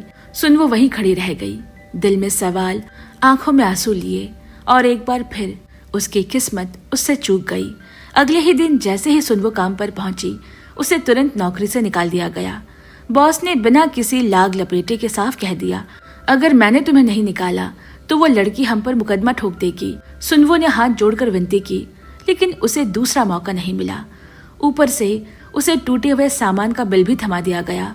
टूटे दिल के साथ सुनवो ने ये बात जुन्हो को बताई। वो रोते हुए बोली, मेरे साथ ही हमेशा बुरा क्यों होता है? उसे लगने लगा कि ये सब कहीं न कहीं उसकी खोई हुई अंगूठी से जुड़ा है। जुन्हो ने उसे समझाने की कोशिश की। उसने कहा कि जिंदगी में हर चीज परफेक्ट होने की जिद नहीं करनी चाहिए। कभी कभी खुद को ढीला छोड़ देना भी जरूरी होता है। सुनवो ने हल्की सी मुस्कान के साथ कहा कि वो जुन्हो की तरह रोज रोज छोटी मोटी जुगाड़ वाली जिंदगी नहीं चाहती। इस पर जुन्हो हंस पड़ा और बोला, अरे जुगाड़ करने वालों की भी अपनी जिंदगी अपना रास्ता होता है। सुनवो से हैरानी से देखने लगी। उसे उम्मीद नहीं थी कि जुन्हो के भीतर इतनी संवेदनशीलता छिपी है। अगले दिन सुनवो ने फिर हिम्मत जुटाई और अलग ग्रुप पहुंची। उसने जुन्हो के पिता से माफी मांगी और बताया कि जिस नौकरी की उन्होंने सिफारिश की थी उसे निकाल दिया गया। 1 महीने से भी कम समय में ऐसा होना दुखद है। जुन्हो के पिता ने उसे ढांढस बंधाया और कहा कि नौकरी की तलाश में ठोकरें लगती ही है, जरूर कोई बेहतर मौका उसका इंतजार कर रहा होगा। बातों बातों में उनसे एक ड्रिंक गिर गई जो सुनवो के कपड़े पर फैल गई। वो सफाई के लिए वॉशरूम की ओर गई। वहीं उसने सुना कि कंपनी में सफाई कर्मचारी की भर्ती हो रही है। आज सिर्फ 5-6 लोग ही आए थे, जो बहुत कम है। सुनवो ने देर न करते हुए सीधे इंटरव्यू वाले कमरे की ओर दौड़ लगा दी। इंटरव्यू लेने वाला ये देखकर चौंक गया कि इतनी कम उम्र की लड़की सफाई कर्मी की नौकरी के लिए आई है। सुनवो ने जल्दी से अपनी कहानी सुनाई, कैसे वह पहले ऑफिस की नौकरी के लिए आई थी। चोर के पीछे भागते हुए उसका आवेदन गुम हो गया और मौका हाथ से निकल गया। अब उसे फिर से अवसर मिला है। मैं इस कंपनी में काम करना चाहती हूँ, चाहे सफाई कर्मी ही क्यों न बननी पड़े। उसने समझाया कि नीचे से शुरुआत करके वो कंपनी को बेहतर समझ पाएगी। उसकी सच्चाई और लगन ने इंटरव्यूअर को मना लिया। नौकरी मिलते ही सुनवो की खुशी किसी 2 साल के बच्चे जैसी हो गई। अपने पहले ही दिन वो एक बुजुर्ग से टकराई जिन्हें वो नहीं जानती। वो कंपनी की चेयरमैन है। जमीन पर गिरे टॉयलेट पेपर के रोल्स उठाने में चेयरमैन ने उसकी मदद की। हैरानी से सुनवो ने पूछा, क्या आप भी यहाँ काम करते हैं? ली मुस्कुराए और बोले कि उनके कर्मचारी इतने काबिल है कि उन्हें कभी नौकरी जाने का डर नहीं होता। उन्होंने ये भी पूछा कि इतनी छोटी उम्र में वो सफाई कर्मी क्यों बनी। सुनवो ने बस इतना कहा, हर चीज की शुरुआत नीचे से होती है। बातों बातों में उसने पूछ लिया कि वो किस डिपार्टमेंट में काम करते हैं। थोड़ी देर रुककर चेयरमैन ली बोले, जहाँ कंपनी को मेरी जरूरत होती है वहीं। ये सुनकर सुनवो बहुत खुश हो गई।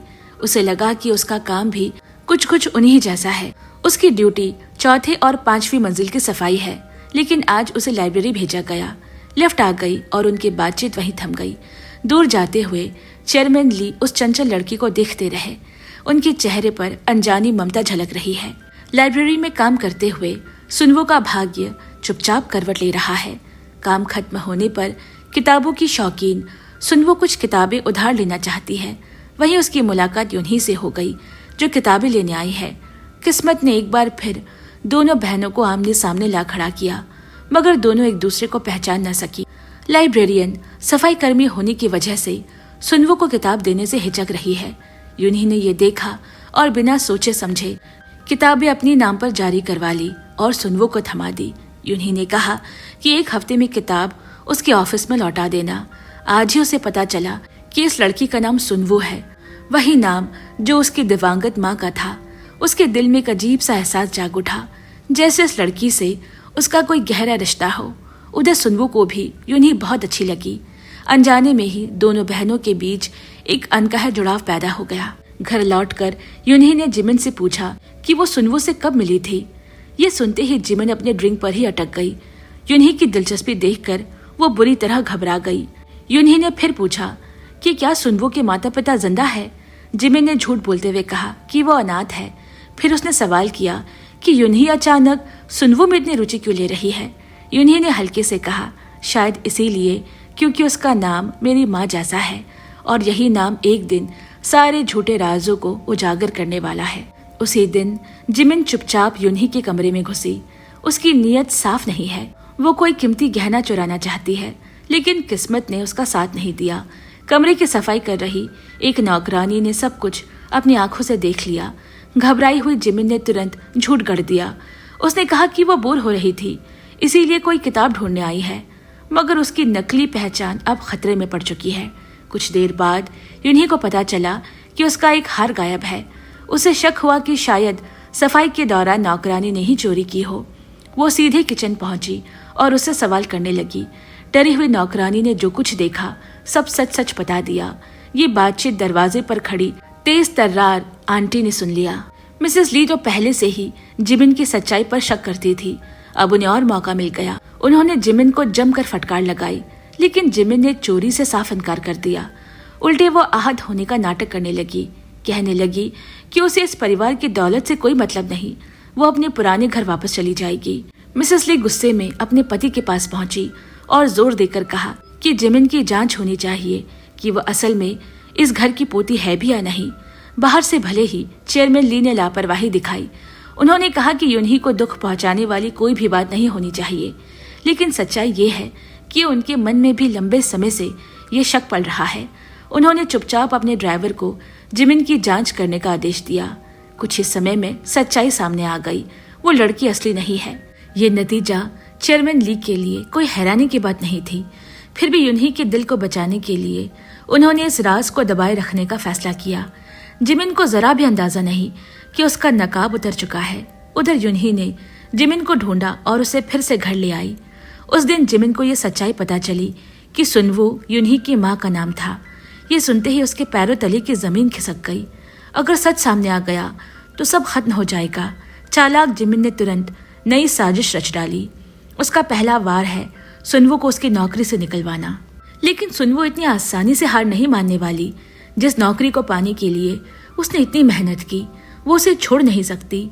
मजबूर होकर जिमिन को अपने पुराने घर लौटना पड़ा। वहां माँ बाप के साथ बैठकर तीनों ने मिलकर एक खतरनाक योजना बनाई। अगली सुबह सुनवो काम पर जाने ही वाली थी कि अचानक एक कॉल आया। उसे बताया गया कि उसे पालने वाली माँ गंभीर रूप से बीमार है। ये सुनते ही सुनवो सब कुछ भूल गई। जिन्होंने उसे पाला उसके लिए वो सब कुछ छोड़ने को तैयार है। उसने तय किया कि वो छुट्टी लेकर उनकी देखभाल करेगी।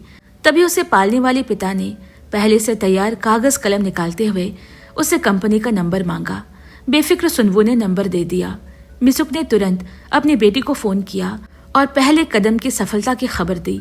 इसके बाद जिमी ने सुनवो बनकर कंपनी में कॉल किया और इस्तीफा दे दिया। फोन रखते ही वो जीत की तरह हंसने लगी। उसी समय कंपनी में एक और मोड़ आ रहा है।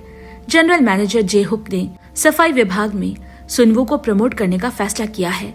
लेकिन जब उसे सुनवो के इस्तीफा की खबर मिली तो वो चौंक गया। उसने तुरंत कॉल किया, लेकिन फोन जुन्हो ने उठाया। ये जानकर कि सुनवो काम पर नहीं गई और उसने नौकरी छोड़ दी है, जुन्हो को कुछ गड़बड़ी लगी। पता चला कि सुनवो अपने पुराने घर गई है। वो गुस्से में वहां पहुंचा और उसे पूरी सच्चाई बता दी।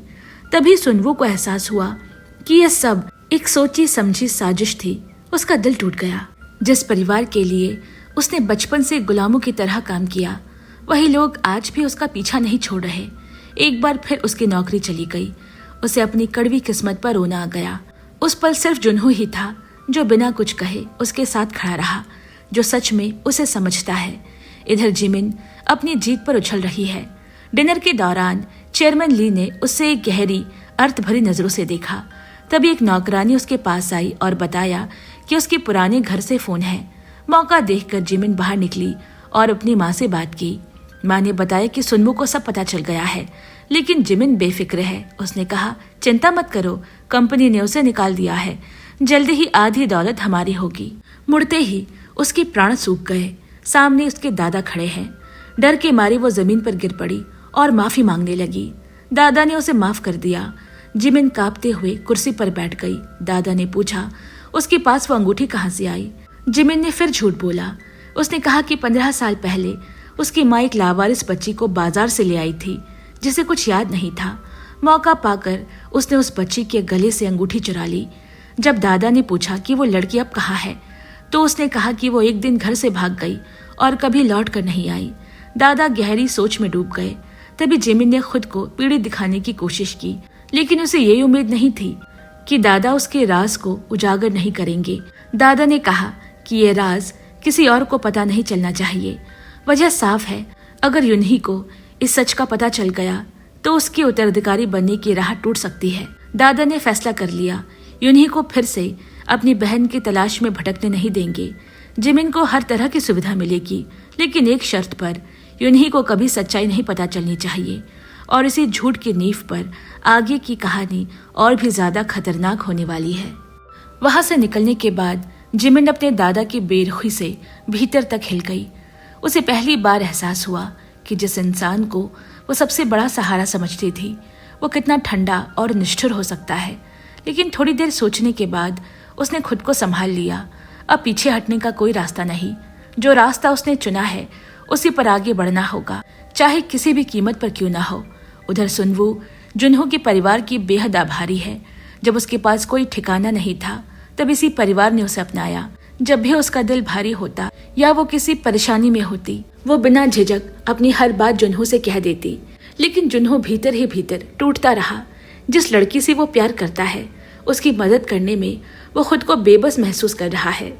वो चाहता है कि सुनवो की हर तकलीफ दूर कर दे, मगर उसके पास ऐसा करने की ताकत नहीं है। मुस्कुराते हुए उसने जुन्हो से कहा कि वो चिंता ना करे, चाहे वो कितनी भी दुखी क्यों ना हो, वो खुद को संभाल लेगी। उसे पूरा विश्वास है कि एक न एक दिन सब कुछ ठीक हो जाएगा। सुनवो का यह आत्मविश्वास देखकर जुन्हो चकित रह गया। उसे उम्मीद नहीं थी कि वो इतनी जल्दी खुद को संभाल लेगी। दोनों बातें करते हंसते हुए घर की ओर बढ़ने लगे। तभी अचानक जेहुक उनके सामने आ गया। जेहुक ने सुनवो को अपनी कंपनी में बिजनेस असिस्टेंट बनने का ऑफर दिया। ये सुनते ही सुनवो की आंखें भर आई। वो बहुत भावुक हो गई। लेकिन सच्चाई ये है कि जेहुक के इरादे पूरी तरह साफ नहीं। वो सुनवो की ओर आकर्षित हो चुका है और इसी वजह से उसे कंपनी में लाना चाहता है। ये दृश्य देखकर जुनहो का दिल बैठ गया। वो खुद को बहुत मामूली सा समझने लगा, जो उस लड़की के लिए कुछ भी नहीं कर सकता जैसे वो दिल से चाहता है, जबकि जेहुक उसके लिए बहुत कुछ कर सकता है। शायद वो सच में उसके लायक नहीं। ये सोचकर वो चुपचाप वहां से चला गया। अगले दिन सुनवो अपने दादा की कंपनी लौटी, लेकिन वहां का माहौल बिल्कुल अलग है। सीनियर कर्मचारी उसे नीची नजरों से देखते हैं और उसे बस चाय पानी लाने जैसा छोटा मोटा काम सौंपते हैं। फिर भी सुनवो ने शिकायत नहीं की। काम का बोझ कितना भी हो, वो हमेशा सकारात्मक बनी रही। एलिक ग्रुप में काम करना उसका सपना है और वो किसी भी हाल में इस मौके को हाथ से गंवाना नहीं चाहती। इस कंपनी में 2 बहनें काम कर रही है, लेकिन वे रोज एक दूसरे के सामने से गुजर जाती है, फिर भी पहचान नहीं पाती। एक दिन सुनवो ने यूनही से कहा कि वे अब 3 बार मिल चुकी है और अब एक ही दफ्तर में काम कर रही है। उसे लगा कि ये सब किस्मत का खेल है। यूनहो को तब समझ आया। उसने हंसमुख सुनवो को देखा और जाना कि जेहुक ने उसे क्यों चुना। हालांकि यूनहो और जेहुक एक जोड़े हैं, लेकिन जेहुक उससे कभी दिल की बात नहीं करता। ये बात यूनहो ने इसीलिए कही क्योंकि उसने जेहुक और सुनवो के बीच की नजदीकी देख ली है। सुनवो भी कुछ कुछ समझने लगी है, लेकिन यूनहो ने कभी सोचा नहीं था कि जेहुक उसे पसंद नहीं करता। वो तो बस उसे अपने फायदे के लिए इस्तेमाल कर रहा था। इसी बीच चेयरमैन ली को एक चौंकाने वाली खबर मिली। हून इलाके का एक गैंग बॉस चोरी छिपे कंपनी के शेयर खरीद रहा है। चेयरमैन ली को शक हुआ कि इसके पीछे कोई और नहीं बल्कि उसका बहुत ही करीबी रहने वाला जेहुक है। वो तुरंत कम्युनिकेशन डिपार्टमेंट पहुंचा। वहां अपनी पोती यूनही को देखकर दोनों ने अर्थ भरी मुस्कान साझा की। तभी सच्चाई सामने आई। यूनहू वहां यूं ही काम नहीं कर रही थी। वो अंडर कवर थी, अपने दादा के कहने पर जेहुक पर नजर रखने के लिए। अचानक चेयरमैन ली की नजर जेहुक के बाएं हाथ पर पड़ी। बाएं हाथ से साइन कर रहा है। उसी पल उन्हें अपने पुराने साथी प्रेसिडेंट मिन की याद आ गई, जिसे उन्होंने कभी धोखा दिया था। वो भी बाएं हाथ से ही काम करता था। सारी कड़ियां जुड़ने लगी। उसका शक अब यकीन में बदल चुका है। उन्होंने सतर्कता से जेहुक से पूछा कि क्या वो इन्हो नाम के किसी व्यक्ति को जानता है जो हाल ही में कंपनी के शेयर खरीद रहा है। जेहुक ने बिना झिझक कहा कि उसने ऐसा कोई इंसान कभी नहीं देखा। ऊपर से चेयरमैन ली ने उसकी बात मान ली, लेकिन उनके मन में तूफान मच चुका है। खेल अब शुरू हो चुका है। घर लौटते ही उसने ड्राइवर लिन को बुलाया और सख्त लहजे में आदेश दिया, जेहुक के अतीत की पूरी जांच करो। जरा भी संदेह की बात मिले तो तुरंत मुझे बताना। उधर जेहुक ने इन्हों को जल्दी कार्यवाही करने के लिए उकसाया। उसने कहा कि अगर बहुत देर हुई तो मौका हाथ से निकल जाएगा। ड्राइवर लिन पहले ही जेहुक के घर से एक पुरानी डायरी ढूंढ चुका था। उस डायरी ने एक चौंकाने वाला सच उजागर कर दिया।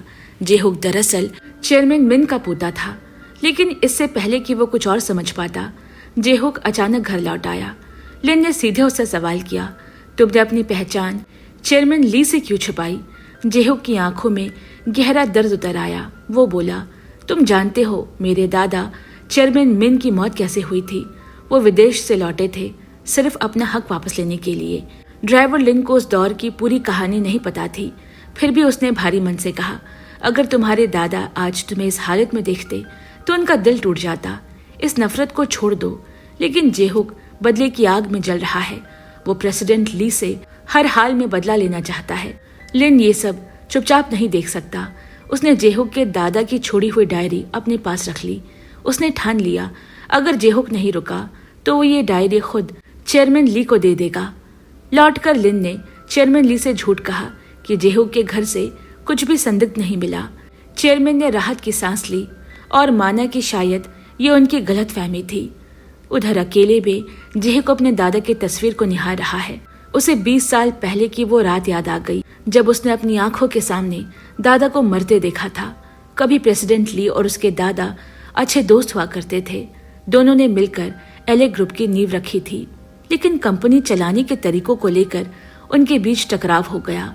सत्ता की भूख में अंधे होकर चेयरमैन ली ने उसके दादा से जबरदस्ती शेयर साइन करवा लिए। ये धोखा उसके दादा सह नहीं पाए और दिल का दौरा पड़ने से उनकी मौत हो गई। कर्ज में डूबे उसके पिता ने आत्महत्या कर ली। एक ही रात में जेहोक ने सब कुछ खो दिया, अपना परिवार, भविष्य और उसकी पहचान। उस दिन से उसने चेयरमैन ली को अपने परिवार के विनाश का कारण मान लिया। दिल भारी होने पर जेहोक सुनवो से मिलने गया। वो अपना दर्द किसी से बांटना चाहता है। उस पल उसने युनहो को, जो उसे वर्षों से प्यार करती आई है, पूरी तरह भुला दिया और सुनवो से अपने दिल की बात कह दी। सुनवो भी उसकी ओर खिंची चली आ रही है, लेकिन युनही की भावनाओं को याद करके उसने उसे मना कर दिया। उसने जेहोक को धन्यवाद दिया उसकी चिंता और नौकरी दिलवाने के लिए और कहा, युनहो को दुख मत देना। जेहोक समझ नहीं पाया कि सुनवो युनही की इतनी परवाह क्यों करती है। सुनवो ने स्वीकार किया उसे खुद नहीं पता, बस वो किसी का दिल टूटते नहीं देख सकती। उसने साफ कह दिया, अब से हम सिर्फ अच्छे दोस्त रहेंगे। इनकार के बाद जेहोक ने खुद को शराब में डुबो लिया। सुनवो ने वेटर से कहा कि युनहो को बुला लिया जाए। युनहो आई और नशे में डूबे जेहोक को घर ले गई। पीछे खड़ी सुनवो की आंखें भर आई। उसी दिन चेयरमैन ली ने जेहोक से मिलने की इच्छा जताई। जेहोक को लगा अब सब कुछ उजागर हो गया है, लेकिन चेयरमैन ली कुछ और ही बात करने आए थे। उन्होंने स्वीकार किया कि उनकी जिंदगी की सबसे बड़ी गलती लालच थी। इसी लालच ने उनसे उनका बेटा छीना और सबसे अच्छे दोस्त की जान ले ली। जेहोक समझ गया कि वो दोस्त यानी उसके दादा की बात कर रहे हैं। अब बूढ़े और दवाइयों पर निर्भर चेयरमैन ली को देखकर उसके दिल में भी दर्द भर आया। यही वो पल था जब जेहोक ने बदला लेने का फैसला छोड़ दिया। उसने अपने असिस्टेंट को सभी बदले की कार्यवाही रोकने का आदेश दिया। उसने खुद से पूछा, अगर एलेक ग्रुप वापस मिल भी जाए तो क्या फायदा अगर जिस औरत से वो प्यार करता है वो ही खो जाए। उसने इन्हुन को ऑपरेशन रोकने का संदेश भिजवाने को कहा, लेकिन असिस्टेंट ने धोखा दिया और इन्हुन से शेयर खरीद तेज कर देने को कहा। नफरत छोड़कर जेहोक युनही के पास गया। वो अब झूठ नहीं बोल सकता। उसने सच कह दिया कि वो सुनवो से प्यार करता है। युनहू पर जैसे आसमान टूट पड़ा। 15 साल का प्यार एक पल में बिखर गया। उसने सुनवो से कहा, तुमने मुझे पूरी तरह हरा दिया। अब किसी पुष्टि की जरूरत नहीं। जो इंसान प्यार नहीं करता उसके पीछे टिके रहने का क्या मतलब। सुनवो दूर कोने में खड़ी सब देख रही थी। उसके कारण किसी का दिल टूट गया और वो कुछ भी नहीं कर पा रही। उसी पल चेयरमैन ली की नजर उस पर पड़ी, लेकिन सुनवो को नहीं पता कि वो कंपनी का चेयरमैन है। जब वे मिले, सुनवो ने हमेशा की तरह उन्हें दादाजी कहा। चेयरमैन ली ने अपनी पहचान नहीं बताई, ये सोचकर कि सुनवो अब भी सफाई कर्मी है। उसने झिझकते हुए बताया कि अब वो बिजनेस असिस्टेंट बन गई है। हर मुलाकात में दोनों के बीच एक अनकही गर्मजोशी पनपने लगी और किस्मत चुपचाप अपनी चालें चल रही है। बातों बातों में सुनवो का दिल टूटकर बाहर आ गया। उसकी आंखों में पीड़ा शब्द बनकर बहने लगे। मैं समझ नहीं पाती, वो बोली, मेरी जिंदगी में कुछ भी सही क्यों नहीं होता। मैं किसी को दुखी नहीं देखना चाहती, लेकिन जितना मैं दूसरों का ख्याल रखती हूँ उतना ही जिंदगी और उलझती चली जाती है। चेयरमैन ली ने उसे स्नेह से देखा। नरम स्वर में कहा, हर रात के बाद सुबह आती है बच्ची। आज नहीं तो कल तुम्हारे दिन भी बदलेंगे। लेकिन तभी जैसे सुनवो किसी गहरी नींद से जाग उठी, उसे अचानक जेहोक की याद आई। उसे बात करनी है, बहुत जरूरी। संजोग से जेहोक भी उस दिन उससे मिलना चाहता था। दोनों ने काम के बाद मिलने का तय किया। सुनवो जल्दी जल्दी मिलने जा रही थी कि अचानक कुछ गुंडों ने उसे रास्ते में रोक लिया। इससे पहले कि वो कुछ समझ पाती, उसे जबरदस्ती एक वैन में खींच ले गए। उसी पल वहां से गुजर रही युनही ने यह सब देख लिया। एक पल की भी हिचकिचाहट बिना वो सुनवो के पीछे उसे बचाने दौड़ पड़ी। लेकिन दो नाजुक औरतें कई ताकतवर मर्दों के सामने क्या कर सकती थी। दोनों को एक सुनसान गोदाम में ले जाया गया। सुनवो समझ नहीं पा रही कि हमें यहाँ क्यों रखा गया है। एक गुंडे ने ठंडे लहजे में कहा, जल्दी ही छोड़ देंगे, बस एक आदमी के आने का इंतजार है। उधर सुनवो को पता नहीं था कि इन सब के पीछे एक डायरी है, एक ऐसी डायरी जो जेहोक के अतीत और उसके बदलने की वजह सब कुछ उजागर कर सकती है। वो डायरी जुनहो के पास है। जेहोक के असिस्टेंट ने भरोसा दिलाया था वो सब संभाल लेगा। जेहोक चुप हो गया। वो चुप्पी ही उसकी सहमति थी, क्योंकि जितने लोग उसका सच जानते उतना ही उसका खतरा बढ़ता। असिस्टेंट ने मोटी रकम देकर गैंग लीडर को ढूंढा। योजना साफ है, सुनवो को पकड़ो तो जुनहो अपने आप सामने आ जाएगा उधर जुनहो जिमिन के साथ है। जिमिन को भी वही डायरी चाहिए। अगर डायरी उसके हाथ लग जाती है तो वो जेहू को ब्लैकमेल कर सकती है और सुनवू को कंपनी से बाहर फिकवा सकती है। उसने जानबूझकर जुनहो के सामने टूटे दिल का नाटक किया, शराब पर शराब पिलाई जब तक कि वो बेहोश ना हो गया। मौका मिलते ही जिमिन ने डायरी चुरा ली। नशे में डूबा जुनहो लड़खड़ाते हुए घर पहुंचा और नींद में सिर्फ सुनवू का नाम बुदबुदाता रहा। उधर गोदाम में यूनी ने सुनवू को अपने बचपन की याद सुनाई। एक बार मुझे भी ऐसे ही अंधेरे गोदाम में बंद कर दिया गया था, उसने कांपती आवाज में कहा। तब मैं अकेली थी, आज हम दो हैं। उसने सुनवू का हाथ कसकर थामा। डरो मत, हम जरूर सुरक्षित बाहर निकलेंगे। सुनवू को नहीं पता कि यूनी यहाँ उसे ढूंढते ढूंढते पहुंची है। अगले दिन जुनहो को खबर मिली सुनवू का अपहरण हो चुका है। उसका खून खौल उठा। गुंडों ने कहा डायरी दे दो और तुम्हारी लड़की को आजाद कर देंगे। जुनहो ने जब जेब टटोली, डायरी गायब है, अब कोई रास्ता नहीं। उसने अपने साथियों को इकट्ठा किया और गोदाम पर धावा बोल दिया। कुछ ही पलों में जुनहो और बॉस इन्हुन ने गुंडों की जमकर पिटाई कर दी। शोर सुनकर यूनी और सुनवू जाग उठी। जुनहो को वहां देखकर उसके दिल में खुशी भी है और गुस्सा भी। उसी समय इन्हुन भी आ पहुंचा। सुनवू सुरक्षित है, ये देखकर उसने राहत की सांस ली। सुनवू ने जिद की, पहले तुम यूनी से माफी मांगो। यूनी का नाम सुनते ही इन्हुन पल भर को सिहर उठा। जुनहो ने यूनी से कहा कि वो कंपनी में सुनवू का ख्याल रखे। इन्हुन ने जब यूनी को देखा तो उसे ऐसा लगा जैसे वो उसे पहले भी देख चुका है। असल में इन्हुन ही वो आदमी था जिसने सालों पहले उसे अगवा किया था और इन्हुन ने भी यूनी को पहचान लिया। वही छोटी सी लड़की जिसे उसने कभी डराया था, अब उसे खूबसूरत औरत बना देख उसके चेहरे पर मुस्कान फैल गई। इसके बाद वो जेहू के पास पहुंचा। इन्हुन ने सच्चाई उगलती कि उसी के कहने पर उसने बचपन में यूनी का अपहरण किया था। जेहू को उस बात का गहरा पछतावा है। उसने कहा कि मैं अब इस नफरत से मुक्त होना चाहता हूँ। मैं अतीत भूलकर सिर्फ सुनवू के साथ जीना चाहता हूँ। लेकिन इन्सुन हंस उठा। जेहू बोला, अगर वो डायरी चेयरमैन ली तक पहुंची तो सब खत्म हो जाएगा। मैं रुक भी जाऊं तो वो मुझे तबाह कर देगा। उसी दिन जिमिन का फोन आया। धमकी साफ है, सुनवू को कंपनी से निकालो वरना डायरी चेयरमैन ली को दे दूंगी। जेहुक ने उसे कॉफी शॉप बुलाया, लेकिन इस बार उसने पलटवार किया। अगर अपनी नकली पहचान बचानी है तो अपनी हद में रहो। गुस्से में पागल होकर जिमिन घर लौटी और डायरी सचमुच चेयरमैन ली को सौंप दी। उसने झूठ बोला कि जेहुक ने सिर्फ बदला लेने के लिए यूनी के करीब आने का नाटक किया। सच जानकर चेयरमैन ली जमीन पर गिर पड़े। युद्ध शुरू हो चुका है। जेहुक सब छोड़कर भागने का फैसला करता है। वो सुनवू के साथ डेट पर गया। उसने कहा सब कुछ छोड़ देंगे, कहीं दूर चलेंगे। आंखों में आंसू लेकर सुनवू मान गई।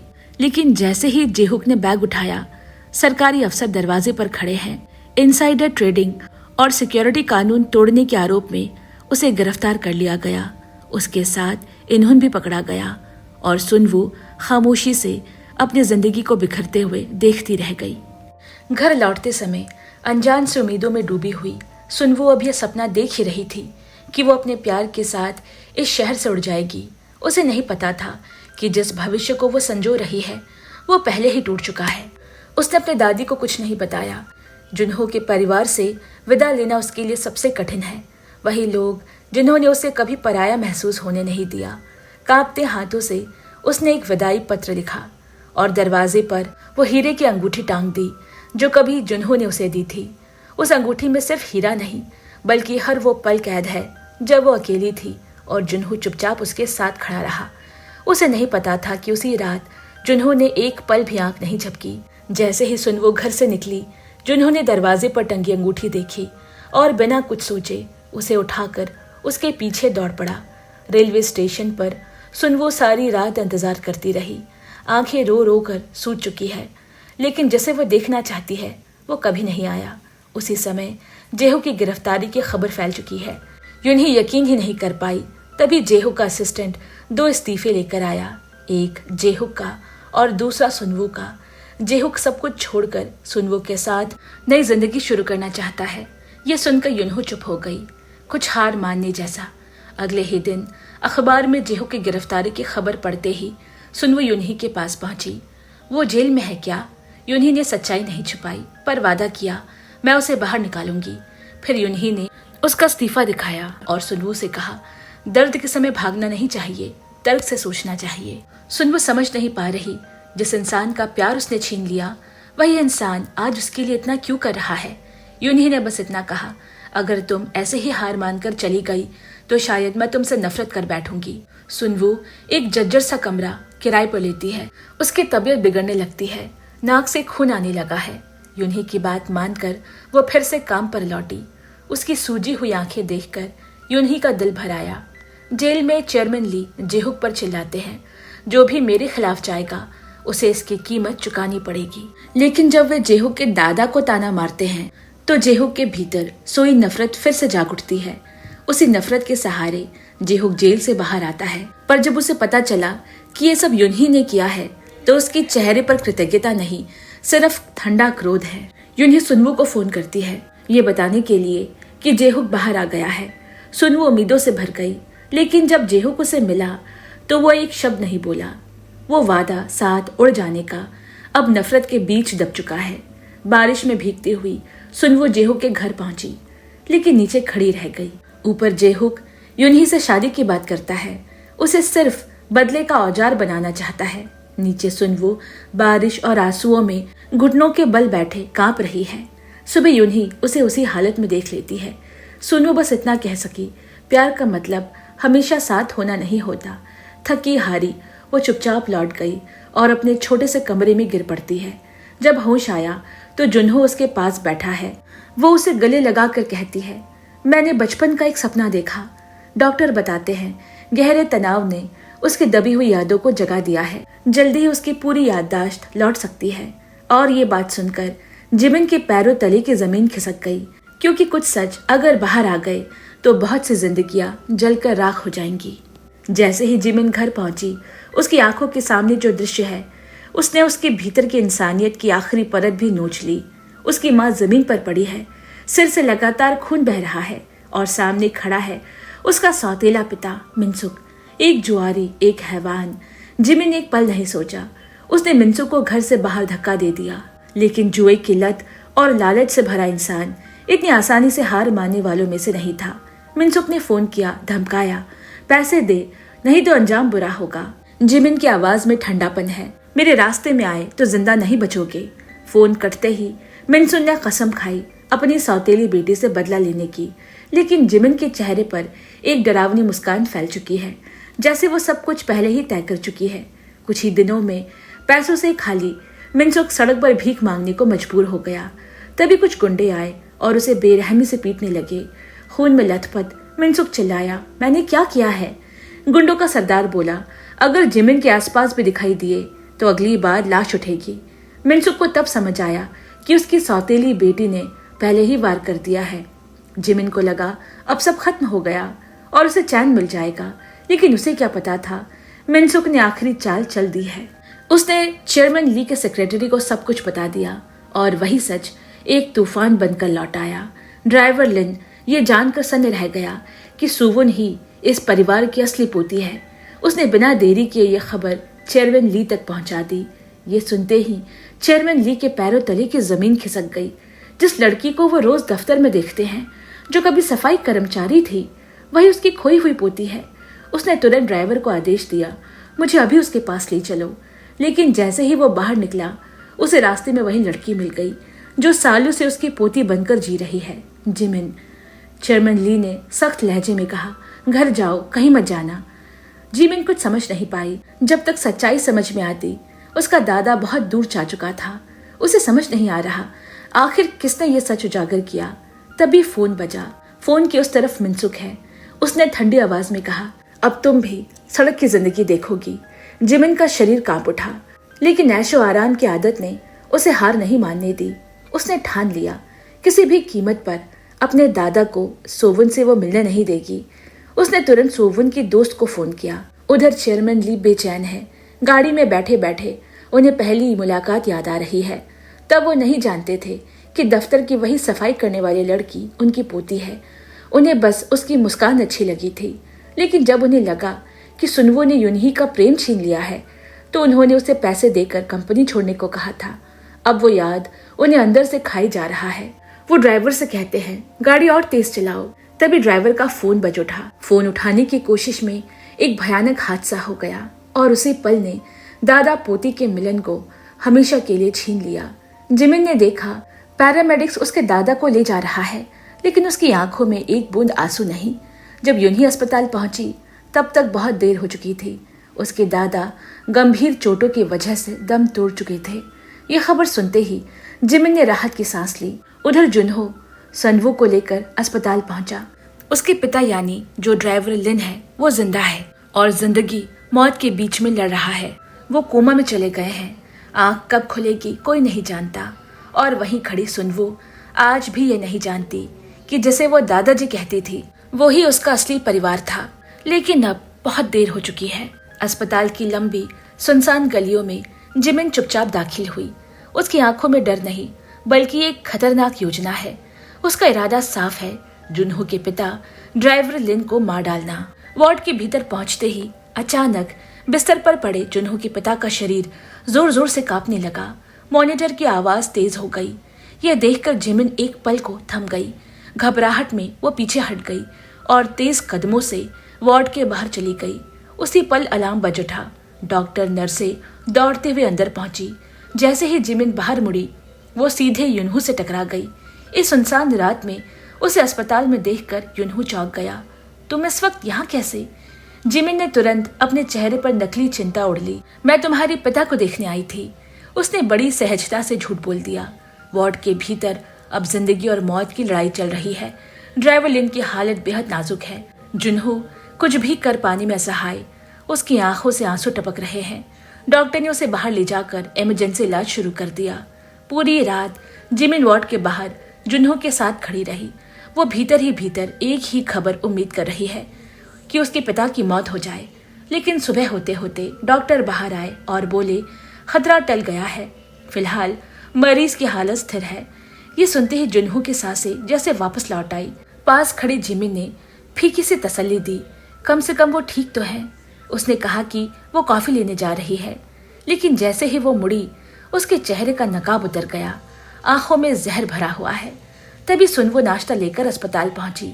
उसने सोते हुए जुनहो को धीरे से जगाया। सुनवो का चेहरा अपने सामने देखकर जुनहो के चेहरे पर पहली बार सुकून लौटा। उसने पूरी रात की घटना सुनवो को बताई। सुनवो ने उसे ढांढस बंधाया।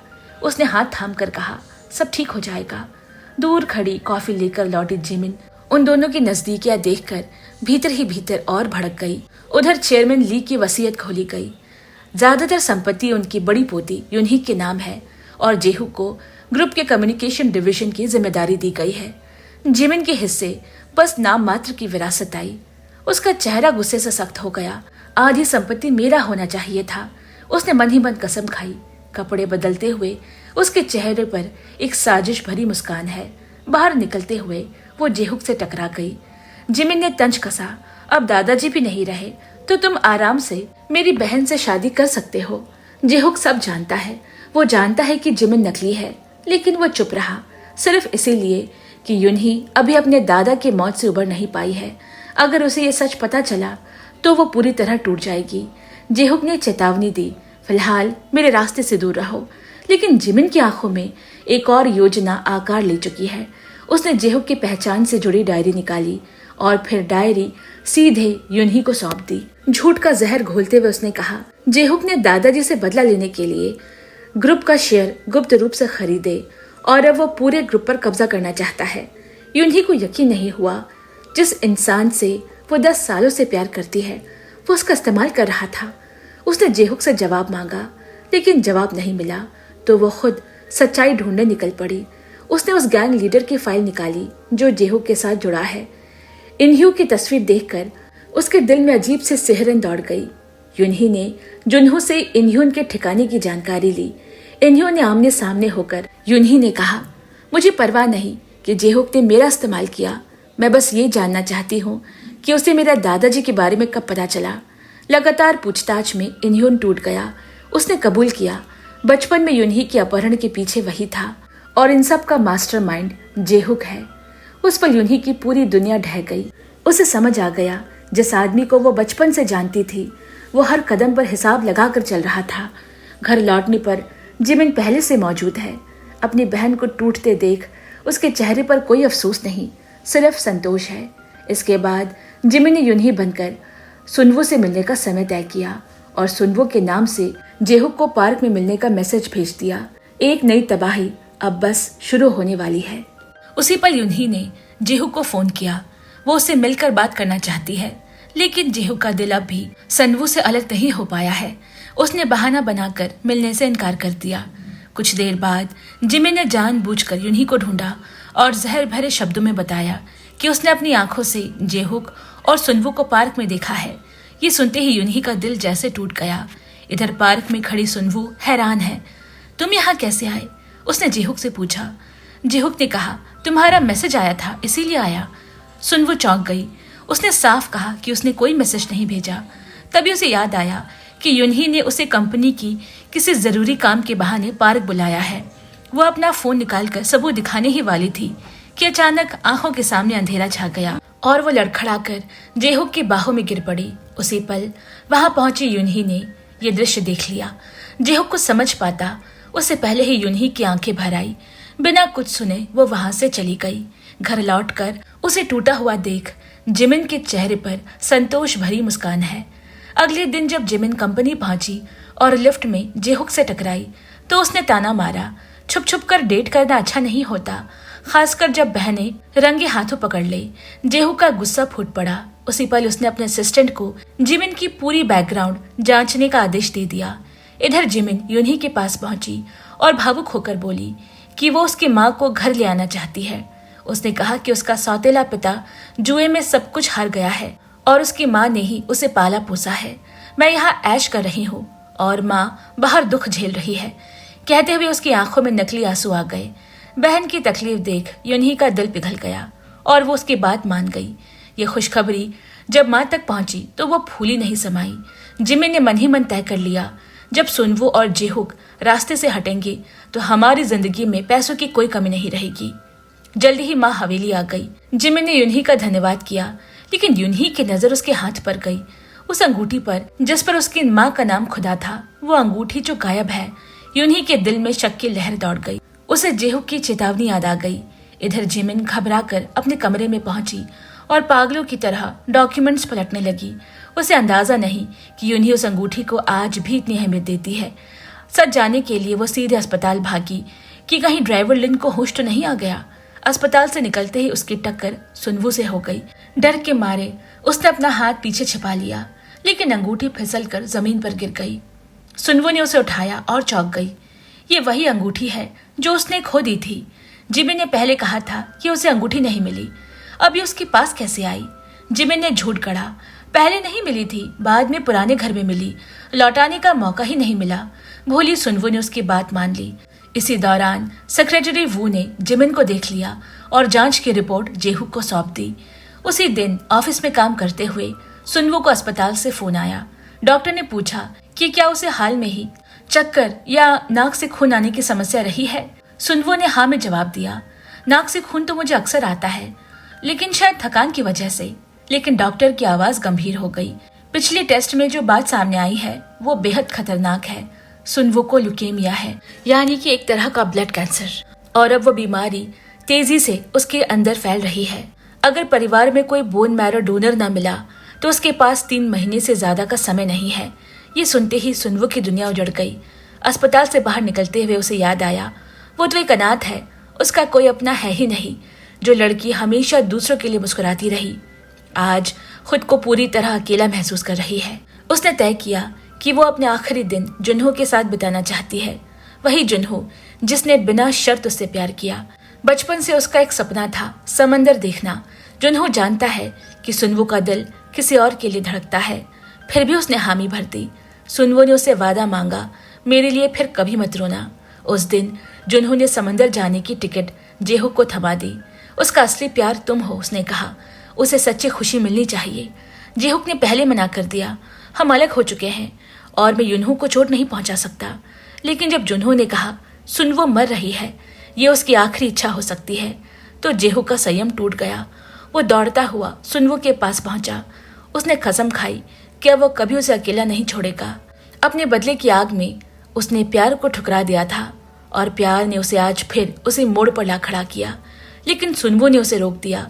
वो भी उसे प्यार करती है, फिर भी उसने कहा, मेरे बचे हुए दिन मैं जुन्हो के साथ बिताना चाहती हूँ, जिसने बिना कुछ मांगे मेरे लिए सब कुर्बान कर दिया। कहानी अब एक ऐसे मोड़ पर पहुंच चुकी है जहाँ प्यार त्याग से हार रहा है। आखिरकार सुनवो ने बेहद दर्द के साथ अपने प्यार को अलविदा कहा। शायद इसी तरह वो आने वाले दिनों में और मजबूती से जी सकती है। जब उसने जेहुक के साथ समुद्र जाने से इनकार किया, तभी जुन्हो सब समझ गया। उसने मन ही मन कसम खाई, मैं अपनी जान देकर भी सुनवो की रक्षा करूंगा। जुन्हो के साथ रहते हुए सुनवो ने केमोथेरेपी शुरू की, लेकिन कोई बोन मैरो डोनर मेल नहीं खा रहा। दिन ब दिन उसकी हालत बिगड़ती जा रही है। तभी अंधेरे में एक किरण दिखाई दी। मिनसुक अस्पताल पहुंचा और सुनवो के बारे में पूछताछ करने लगा। वही उसकी मुलाकात जेहुक से हुई।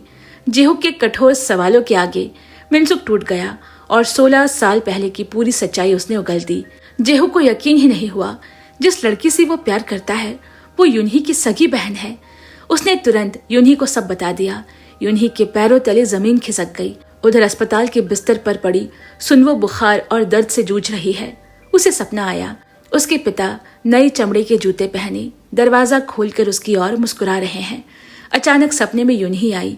उसने धीरे से पुकारा, ताही। बस यही नाम और बीते हुए साल एक एक करके उसकी आंखों के सामने घूमने लगे। सुनवो की आंख खुली और सारी यादें लौट आई। वो अवाक रह गई। जिस लड़की को वो हमेशा पास पाती रही, वो उसकी अपनी सगी बहन है। उसी पल यूनही भी अस्पताल की ओर दौड़ रही है। सालों की जुदाई, अनगिनत छूटे हुए मौके, और अब उसकी बहन मिल गई है। दोनों बहनें एक दूसरे से लिपट गई, रोते हुए, कांपते हुए, जैसे दुनिया की सारी पीड़ा उस आलिंगन में बह गई हो। सुनवो ने कहा, मुझे सब याद आ गया है। यूनही फूट फूट कर रो पड़ी। उसे पछतावा है कि वो अपनी बहन को पहचान न सकी। जेहुक और जुन्हो दूर खड़े ये दृश्य देख रहे हैं। तभी अचानक सुनवो बेहोश हो गई। उसने कांपते हुए कहा, दीदी मेरा हाथ मत छोड़ना। यूनहो ने कसकर उसका हाथ पकड़ा और धीरे से कहा, अब हम कभी अलग नहीं होंगे। कुछ देर बाद हालत संभली। सुनवो ने अपनी बहन को दोष नहीं दिया। उसे सिर्फ खुशी है कि उसकी यादें लौट आई है और उसका परिवार मिल गया है। यूनही ने घर लौटकर जिमिन, उस नकली बहन को हवेली से बाहर निकाल दिया। सड़क किनारे खंबे से टेक लगाए। जिमिन की जिंदगी पहली बार सच में खाली है। कुछ समय बाद ऐसा चमत्कार हुआ, यूनही का बोन मैरो सुनवो से पूरी तरह मैच कर गया। ऑपरेशन सफल रहा। सुनवो ठीक हो गई और वो परिवार फिर से एक हो गया। सुनवो ने जुन्हो से किया वादा नहीं भुलाया। उसने जुन्हो का शादी का प्रस्ताव स्वीकार कर लिया। सब कुछ परफेक्ट लग रहा था, लेकिन किस्मत ने आखिरी परीक्षा बाकी रखी थी। शादी वाले दिन जिमिन ने फिर साजिश रची। उसने ड्राइवर को बेहोश कर दिया और सुनवो को धोखे से कार में बैठा लिया। कार में बैठे उस ड्राइवर का चेहरा देखते ही सुनवो का खून जम गया। ये वही आदमी है जिसने कभी उसका अपहरण किया था। तब तक बहुत देर हो चुकी थी। जुन्हो इंतजार करता रहा, कार नहीं आई। 2 घंटे बाद फोन बजा। उधर से धमकी भरे आवाज में कहा, अगर दुल्हन चाहिए तो अकेले आना होगा। जुन्हो अकेला गया। गोदाम में एक एक करके उसने सबको मार गिराया और आखिरकार वो सुनवो तक पहुंच गया। मुस्कुराया और गिर पड़ा। तब सुनवो ने देखा उसके पेट में गहरा घाव है। जुन्हो ने उसे रोका, बस यहीं रुको। कांपते हाथों से उसने शादी की अंगूठी निकाली। सुनवो ने रोते हुए कहा, मैं तुमसे प्यार करती हूँ। और फिर जुन्हो की आंखें हमेशा के लिए बंद हो गई। उस दिन सुनवो ने समझा कि वही उसका सच्चा प्यार था। उसने जुन्हो की अस्थियों को नदी में प्रवाहित कर दी। जेहुक ने अपना प्यार दिल में दफन कर देश छोड़ दिया और सुनवो जब भी कोई नया रिश्ता आता वो सिर्फ जुन्हो की अंगूठी दिखा देती। वही उसका जवाब है। जिंदगी ऐसे ही होती है, कुछ लोग आते हैं और कुछ चले जाते हैं। हम जो पीछे रह जाते हैं उन्हीं के लिए जीते हैं। 2 बहनें फिर उसी जगह लौट आई जहां से सब शुरू हुआ था। भविष्य क्या लाएगा कोई नहीं जानता, लेकिन उन्हें ये यकीन है जिंदगी के दूसरे पड़ाव में उन्हें एक नई खुशी जरूर मिलेगी। इसके साथ ही इस कहानी की यही समाप्ति होती है। वीडियो पसंद आई हो तो लाइक करें, शेयर करें और ऐसे ही कहानियों के नोटिफिकेशन पाने के लिए चैनल को सब्सक्राइब पक्के से करें। जल्द मिलते हैं। Bye bye and take care.